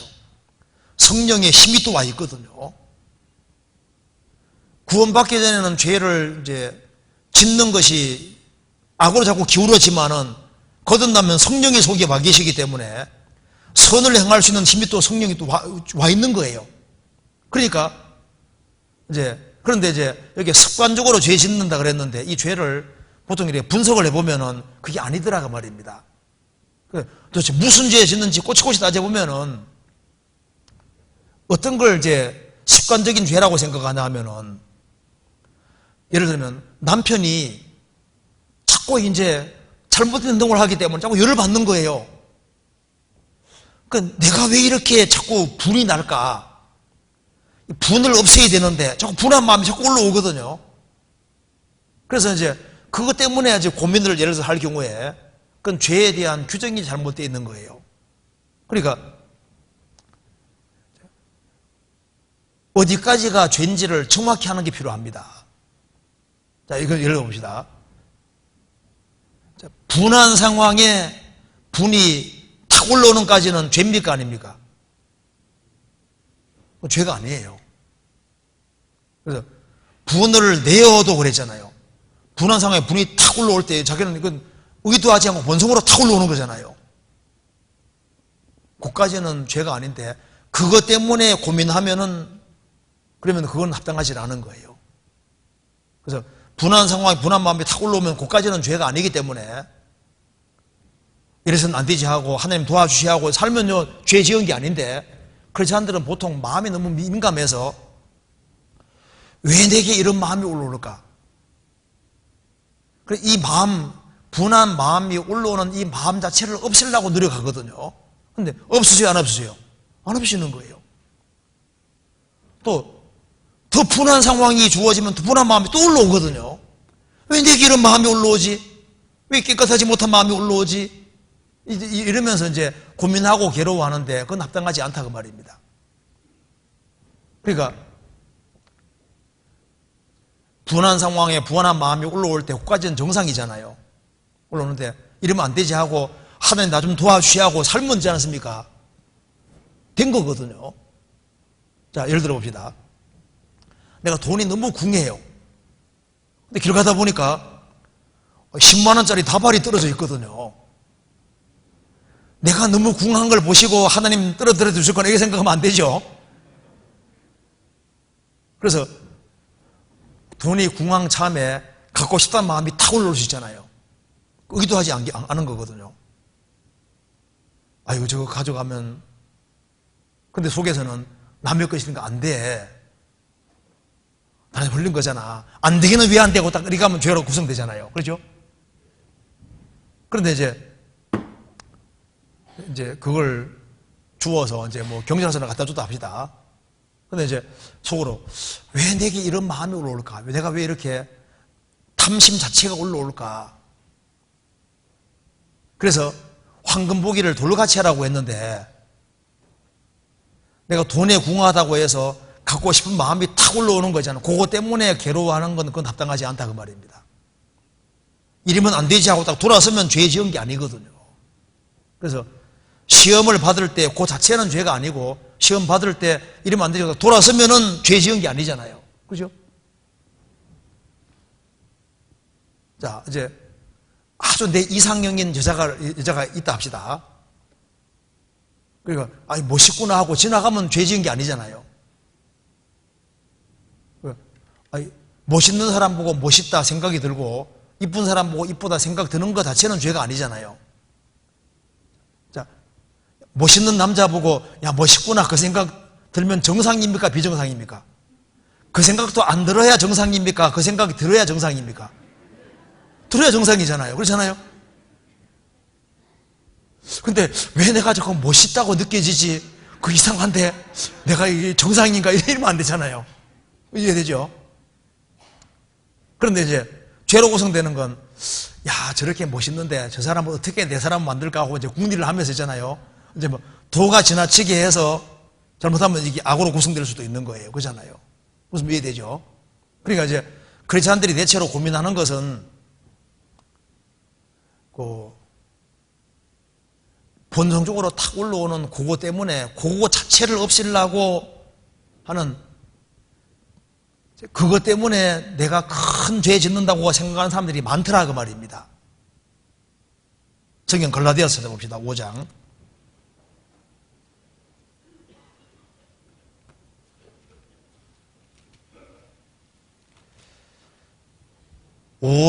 16절.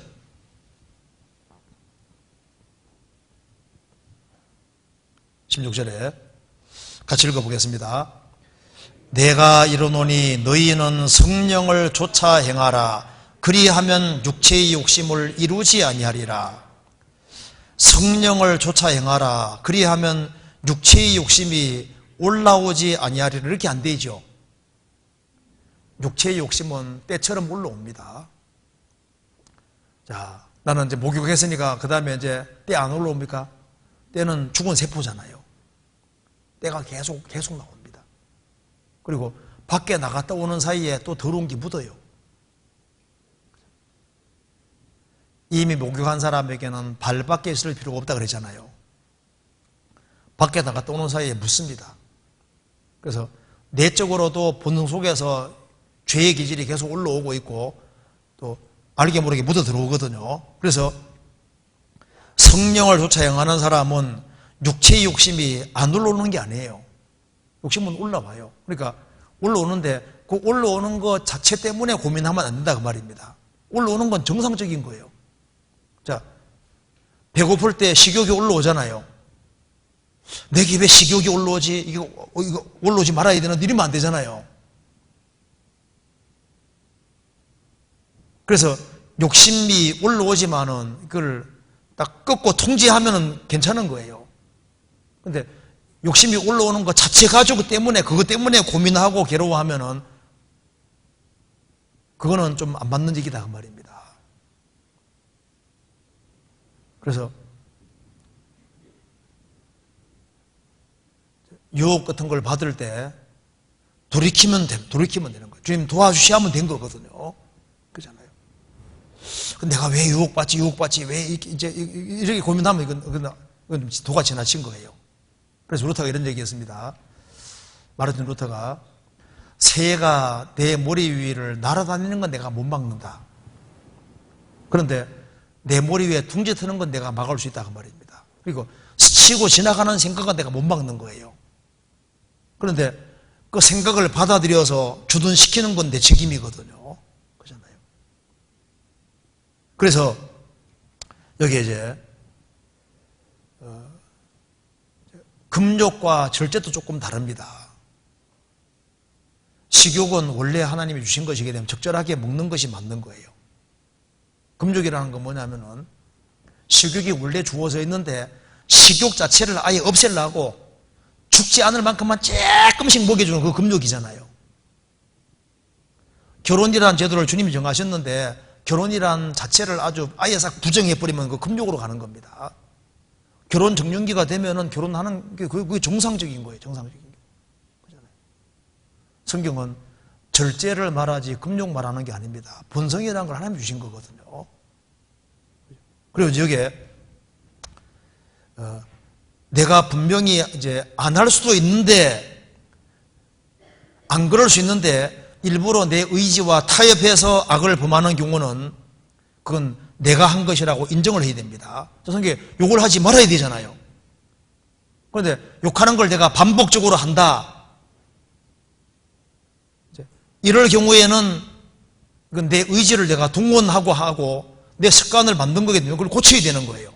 그건 내가 욕하는 것은요, 욕을 하는 것은 내 습관이고 그걸 하나님 탓, 마귀 탓 돌리면 안 되고 육신 탓으로 돌려도 안 되고 그건 고쳐야 되는 거예요.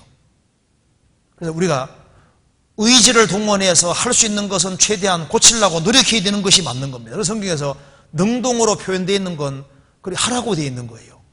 할 수 있는 걸 하라고 되어 있는 겁니다. 그렇잖아요. 나는 남편에게 순종이 안 돼요 합니다. 순종이 안 되는 겁니까? 안 하는 겁니까? 솔직히 순종이 진짜 안 되는 거예요? 안 하는 거예요? 남편이 인격적이지 못하기 때문에 순종이 안 된다고 하거든요. 근데 안 되는 게 아니라 안 하는 겁니다. 남편이 막 열을 팍팍 내는데 막 순종이 안 된다는 거예요. 근데 열을 팍팍 내도 순종할 수 있습니다. 왜? 이제 화를 한번 낼 때만 참기만 하면은 1억씩 탁탁 지워주면요. 참아요, 못 참아요? 참을 수 있어요, 없어요? 있잖아요. 그러니까 안 하는 것 뿐이지, 안 하려는 것 뿐이지, 할 수 있는 거예요. 그렇잖아요. 나는 참는 거 버릇을 못 참아요 하는데, 못 참는 게 아니라 안 참는 겁니다. 잘 생각해 봐요. 진짜 어려운 사람 앞에 있으면요, 너무 억울하지만 참아내잖아요. 못 참는 게 아니라 안 참는 거예요. 잘 생각해 봐요. 육신인지를 하면서 있잖아요. 합리화시켜서 그렇지 사실은 그게 아닌 겁니다. 이제 원래 본성으로 주어진 것은요, 이제 먹으면 죽인다 합시다. 그러면요, 배가 너무너무 고프고 하면요, 뭐 죽이라 하고 먹어버리잖아요. 어차피 죽을 거니까. 본성으로 주어진 것은요, 그건 어쩔 수 없는 거잖아요. 그거하고 다릅니다. 내가 안 할 수 있는 것에 내가 한 일들이 분명히 있을 수 있는 거예요. 그래서 어떤 사람 말합니다. 주일날 주님이 교회 가게 해주시면 갈게요. 그 말이 맞아요, 틀려요? 거짓말입니다. 딴 데는 잘 가거든요. 그렇잖아요. 내가 가기 싫은 것이지 그걸 왜 주님 핑계 대냐고. 그렇잖아요. 그래서 나는 못 참아서요, 그게 아니라 안 참는 겁니다. 그리고 그리스도인들은 성령의 도우심을 구하면 성령께서 도와주세요. 로마서 8장 보시겠습니다. 결심을 굳히고 안 하려고 마음을 먹고 굳히고 하면 주님 또 도와주십니다. 로마서 8장 보시겠습니다. 8장 26절.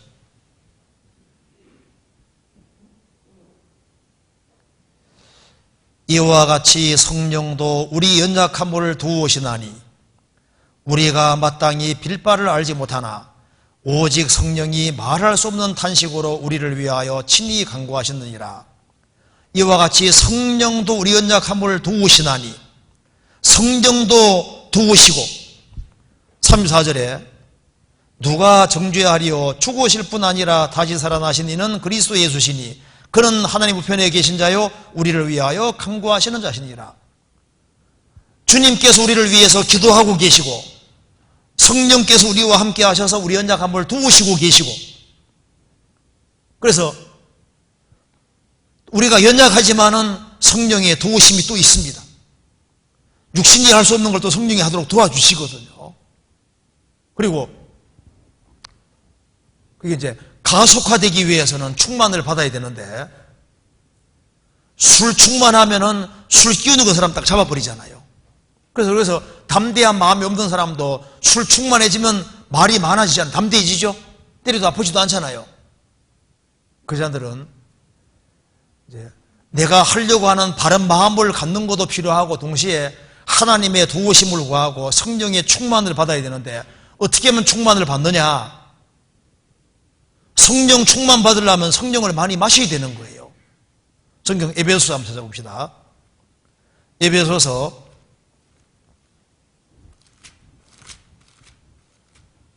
5장 18절.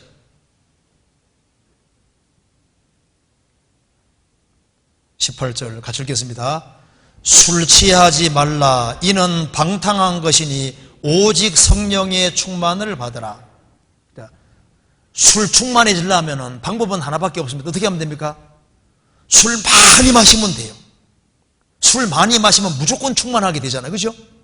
그러면 성령 충만하려면 성령을 많이 마셔야 되는데 어떻게 마시냐 그 말입니다. 자, 무엇이 영인지 봅시다. 에베소서 6장, 요한복음 6장 봐봐요.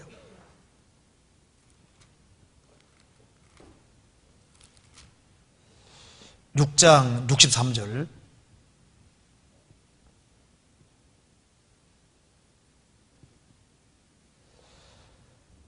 살리는 것은 영이니 육은 무익하니라. 내가 너희에게는 말이 영이요 생명이니라. 살리는 것은 영이니, 이 말씀은 살리는 것은 성령이시니 그 말입니다. 영혼을 살리고 영혼을 새롭게 하는 것은 성령의 능력입니다. 살리는 것은 성령이시니 육은 무익하니라. 육신적인 것은 살리는 데는 무능하다, 무익하다는 겁니다. 그러니까 영혼을 살리고 세우고 새롭게 하는 건, 육신적인 건 아무 소용없다 그 말입니다.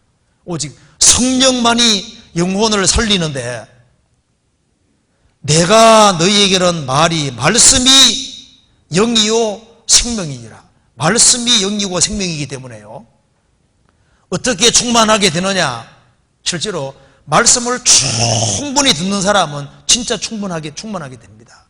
말씀이 영혼 속에 안 들어가서 그렇지, 말씀을요 충분히 들어봐요. 그러면요 진짜 충만하게 됩니다.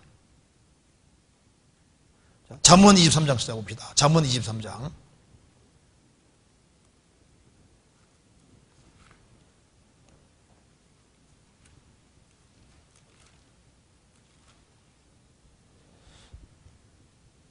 근데 말씀이 왜 안 들어갈까요?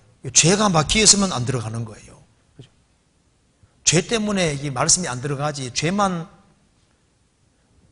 딱 포기하면요, 죄만 딱 포기하면은 성령 영혼 속에 아주 강력 역사는 자기가 알 수 있다니까요. 그래서 제가 읽어보겠습니다. 잠언 23장 29절. 재앙이 네게 있느뇨, 근심이 네게 있느뇨, 분쟁이 네게 있느뇨, 원망이 네게 있느뇨, 까닭없는 창상이 네게 있느뇨, 붉은 눈이 네게 있느뇨, 술에 잠긴 자에게 있고 혼합한 술을 구하러 다니는 자에게 있느니라. 술 때문에 많은 재앙이 생깁니다. 근심되는 일이 생기고, 분쟁 다툼이 생기고, 원망이 생기고, 까닭없는 상처가 생기고, 붉은 눈이 생기고. 그래서 이 살인 사건이 있는 데는 거의 술이 있습니다. 술 먹고 난 다음에 사람 죽이는 거예요. 그러니까 술 충만하면 별짓 다 할 수 있습니다. 그래서 여기 술 충만하려면 술에 잠긴 자에게 있고 혼합한 술을 구하러 다니게 있느니라. 술 충만하려면은 술에 딱 찌들어야 되는 거예요. 술에 딱 잠겨야 됩니다. 그리고 혼합한 술을, 독주를 찾아다녀야 되는 거예요. 술자리를 좋아하고 거기 앉아있는 걸 좋아하고 술 친구들이 많고 술 많이 마시면은 그 사람은 술꾼이 되는 거예요. 그럼 술꾼으로 살잖아요. 성령 충만하려면은 어떻게 해야 될까요? 성령을 많이 마셔야 되는데 어디서 마시느냐? 구원받은 무리를 좋아해야 돼요. 그리고 하나님 말씀이 영이고 생명이니까 하나님 말씀을 열심히 듣고, 많이 읽고 많이 듣고 많이 배우고, 크리스찬과 함께 있는 자리를 좋아하고 같이 교제하는 거 좋아하고, 그러면은 그 사람은 충만하게 될 수밖에 없어요. 술 충만하게 됩니다. 성령 충만하게 되는 거예요. 그렇잖아요. 그래서 여기에 저는 처음 말씀을 배울 때 참 행복을 얻기 위해 구원받아야 한다고 배웠습니다. 또 구원받는 것은 이제 죄에 세방되었다, 죄의 자유게 되었다고 배웠습니다. 하지만 정말 죽어서 영원한 지옥이 아니라 영원한 천국에 갈 수 있는 것은 너무나도 감사한데, 삶이 반복되는 죄로 면목이 없고, 이 반복되는 죄라는 말이 약간 문제가 있습니다. 왜냐하면은 이게 반복되는 죄라는 것이 사실 죄가 아닌 것을 죄라고 생각하는 경우가 많거든요. 그래서 이 죄의 본성 자체가 없어져야만 죄 안 짓는 거로 생각하는 그것 때문에 면목 없다고 하는 경우가 많은 거예요. 그래서 아니 무슨 반복되는 죄를 그렇게 많이 지키기가 쉬운 게 아닙니다. 그렇지 않습니까?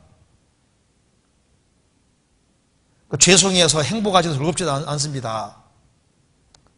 사실 그러자니 고의적으로 죄 지으면 죄하고 즐거움하고는 이게 상극입니다. 죄 지으면 즐거움이 깨어진다는 말이 맞는 거예요. 시편 51편 보시겠습니다. 다윗이 죄를 지으니까 구원의 즐거움이 깨졌잖아요.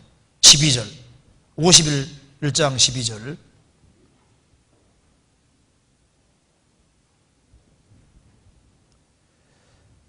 주의 구원의 즐거움을 내게 회복시키시고 자원하는 심령을 주사 나를 붙드소서.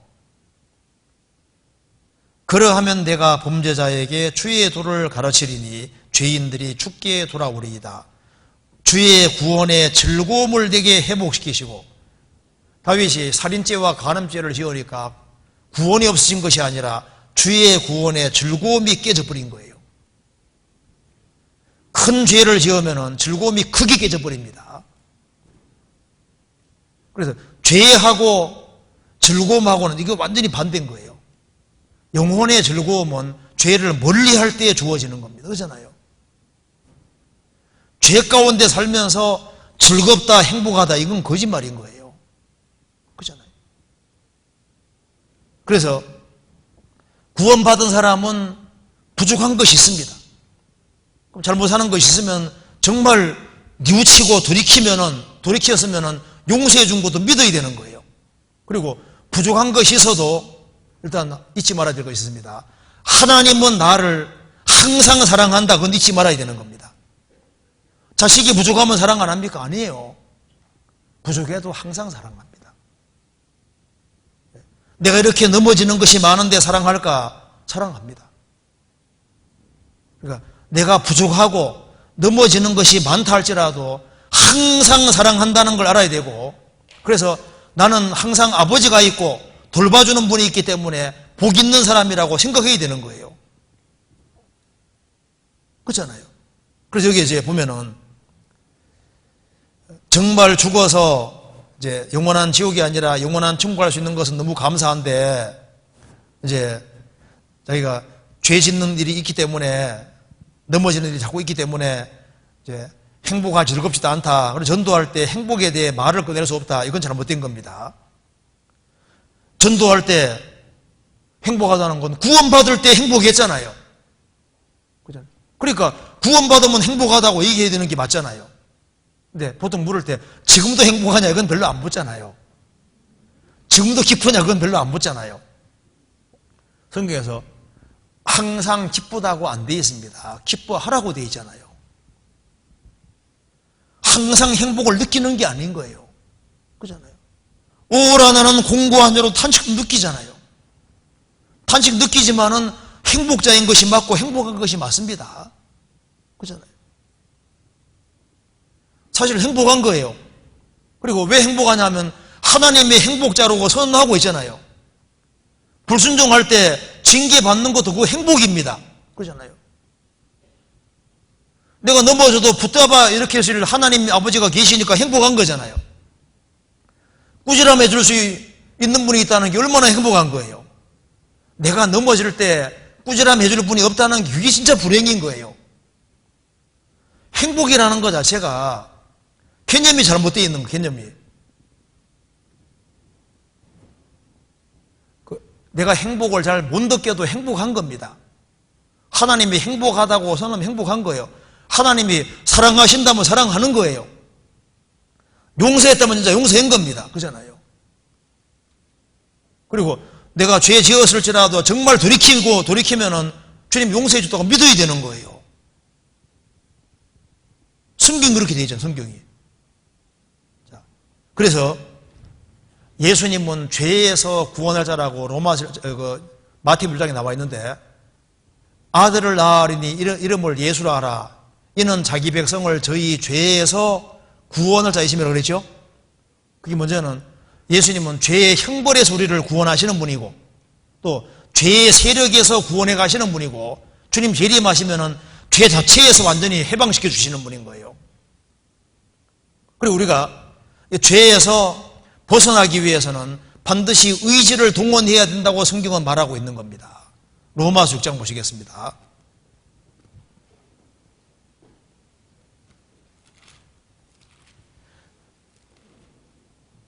안 지으려고 해야 되는 게 맞다 그 말입니다. 로마서 6장 보시겠습니다.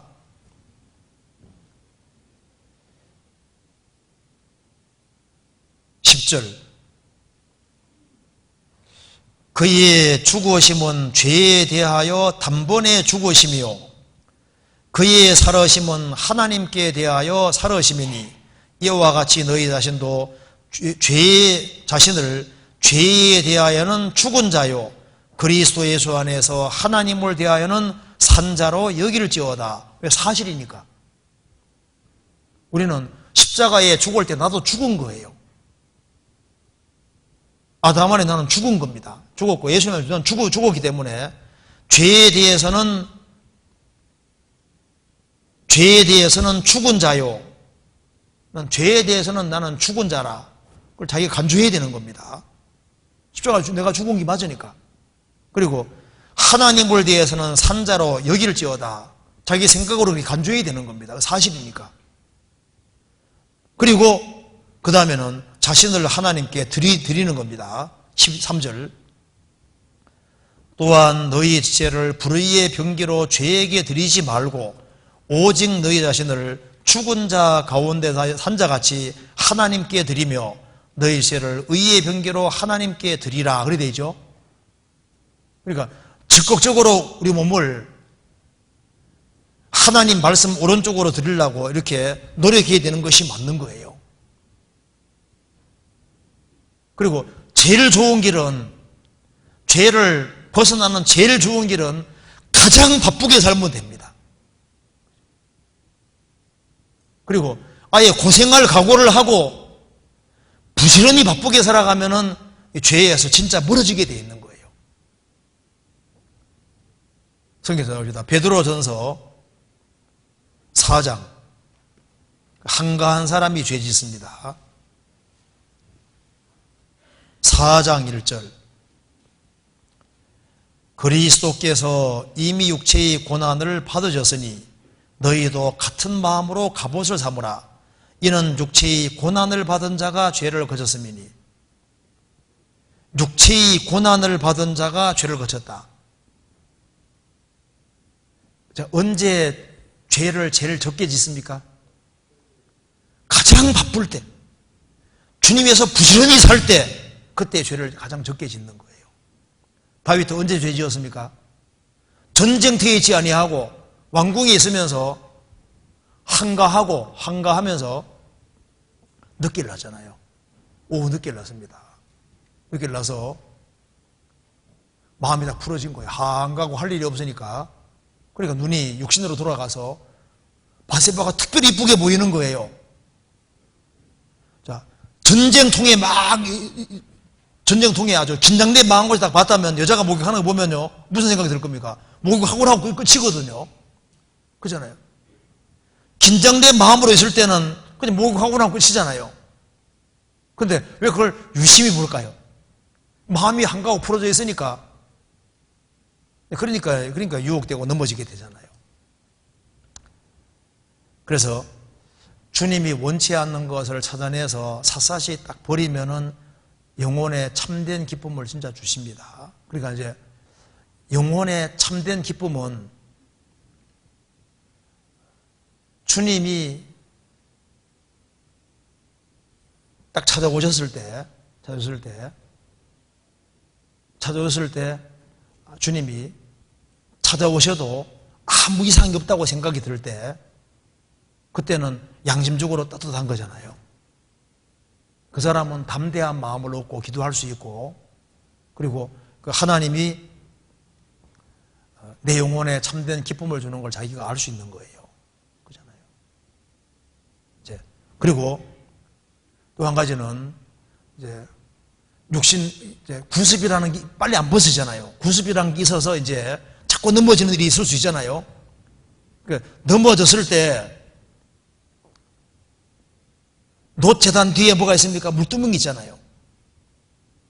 아이고, 빈대도 낯짝이 있지. 한두 번 뭐 짓는 건 몰라도 계속 반복의 죄를 짓는데 나 하나님 사랑 안 할 거야 생각하면 잘못된 겁니다. 원수인 나를 하나님 사랑하셨는데 내가 하나님과 원수일 때도 사랑했다면 하나님의 아들 된 나는 더욱 사랑하신다는 걸 알아야 되는 거예요. 무슨 말 이해되세요? 그리고 내가 죄를 많이 지어도 세상에 나보다 억수로 죄를 많이 짓는 사람도 주님 사랑하시잖아요. 구원받기 원하시잖아요. 그리고 그런 사람도 나오면 구원해 주셨는데 하나님의 아들 된 나를 사랑 안 하시겠습니까? 그러니까 넘어질 때 벌떡벌떡 일어나야지 정상인 거예요. 그리고 내가 넘어질수록 하나님 은혜 보좌 앞에 더 나아가 더 매달리는 게 정상이라니까요. 그리고 내가 신앙생활을 못하기 때문에 더 적극적으로 모임에 나와야 되는 것이 맞는 거예요. 난 때가 많기 때문에 목욕탕 못 간다 하면 됩니까? 아니잖아요. 목욕탕은 때 많은 사람 위해 준비되어 있으니까 때가 많을수록 어떻게 해야 됩니까? 목욕탕에 가야 되는 거예요. 그렇지 않습니까? 창피하면 몰래라도 가야 되잖아요. 새벽 일찍이라도. 그렇잖아요.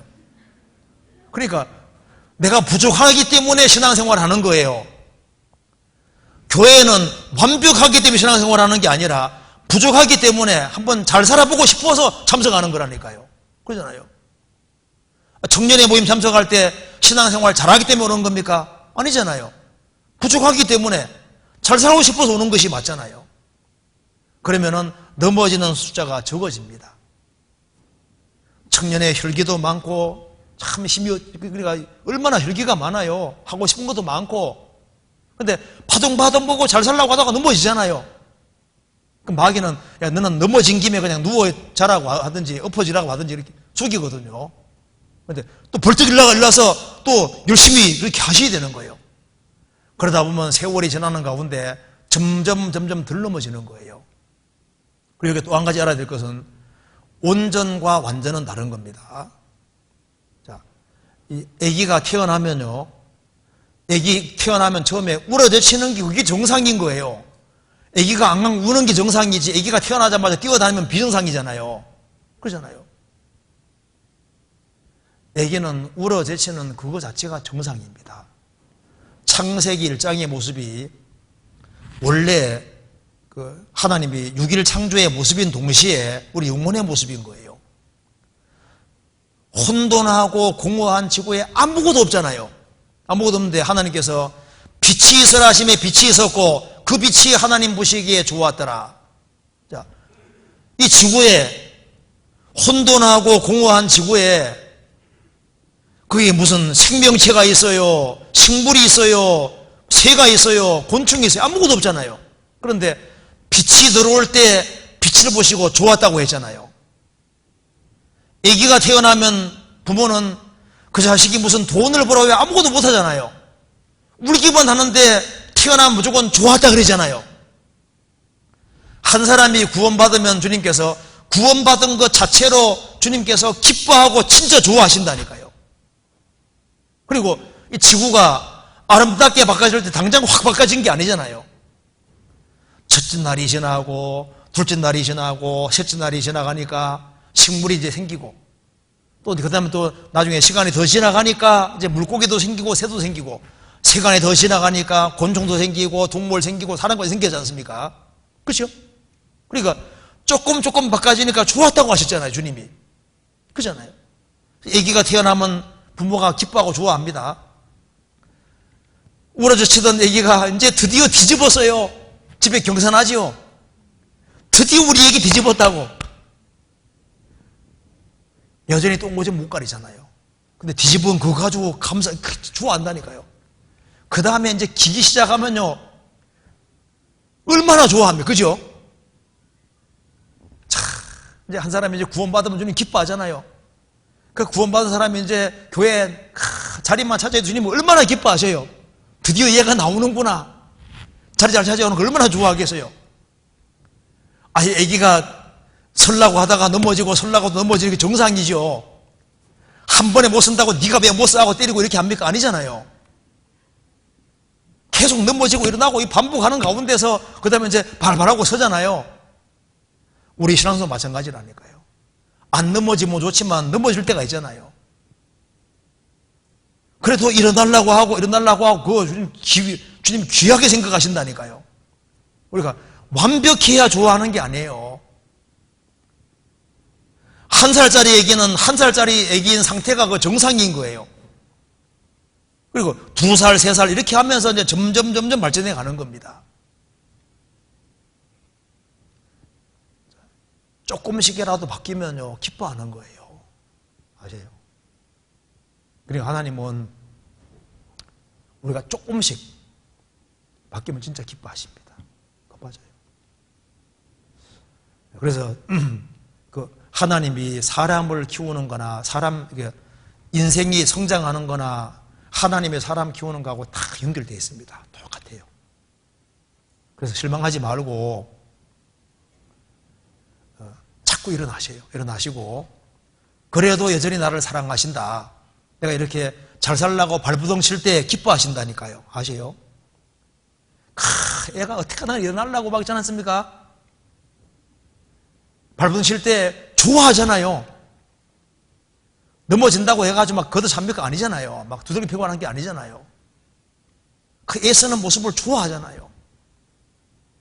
구원받은 사람이 열심히 살라고 하고 발버둥 치고 할 때 주님 기뻐하신다는 거 생각하셔야 됩니다. 그 질문 2개 하다 끝났는데, 예, 우리도 다음에 또 하도록 합시다. 예, 같이 기도하시겠습니다. 저희를 사랑하시는 하나님 아버지 감사합니다.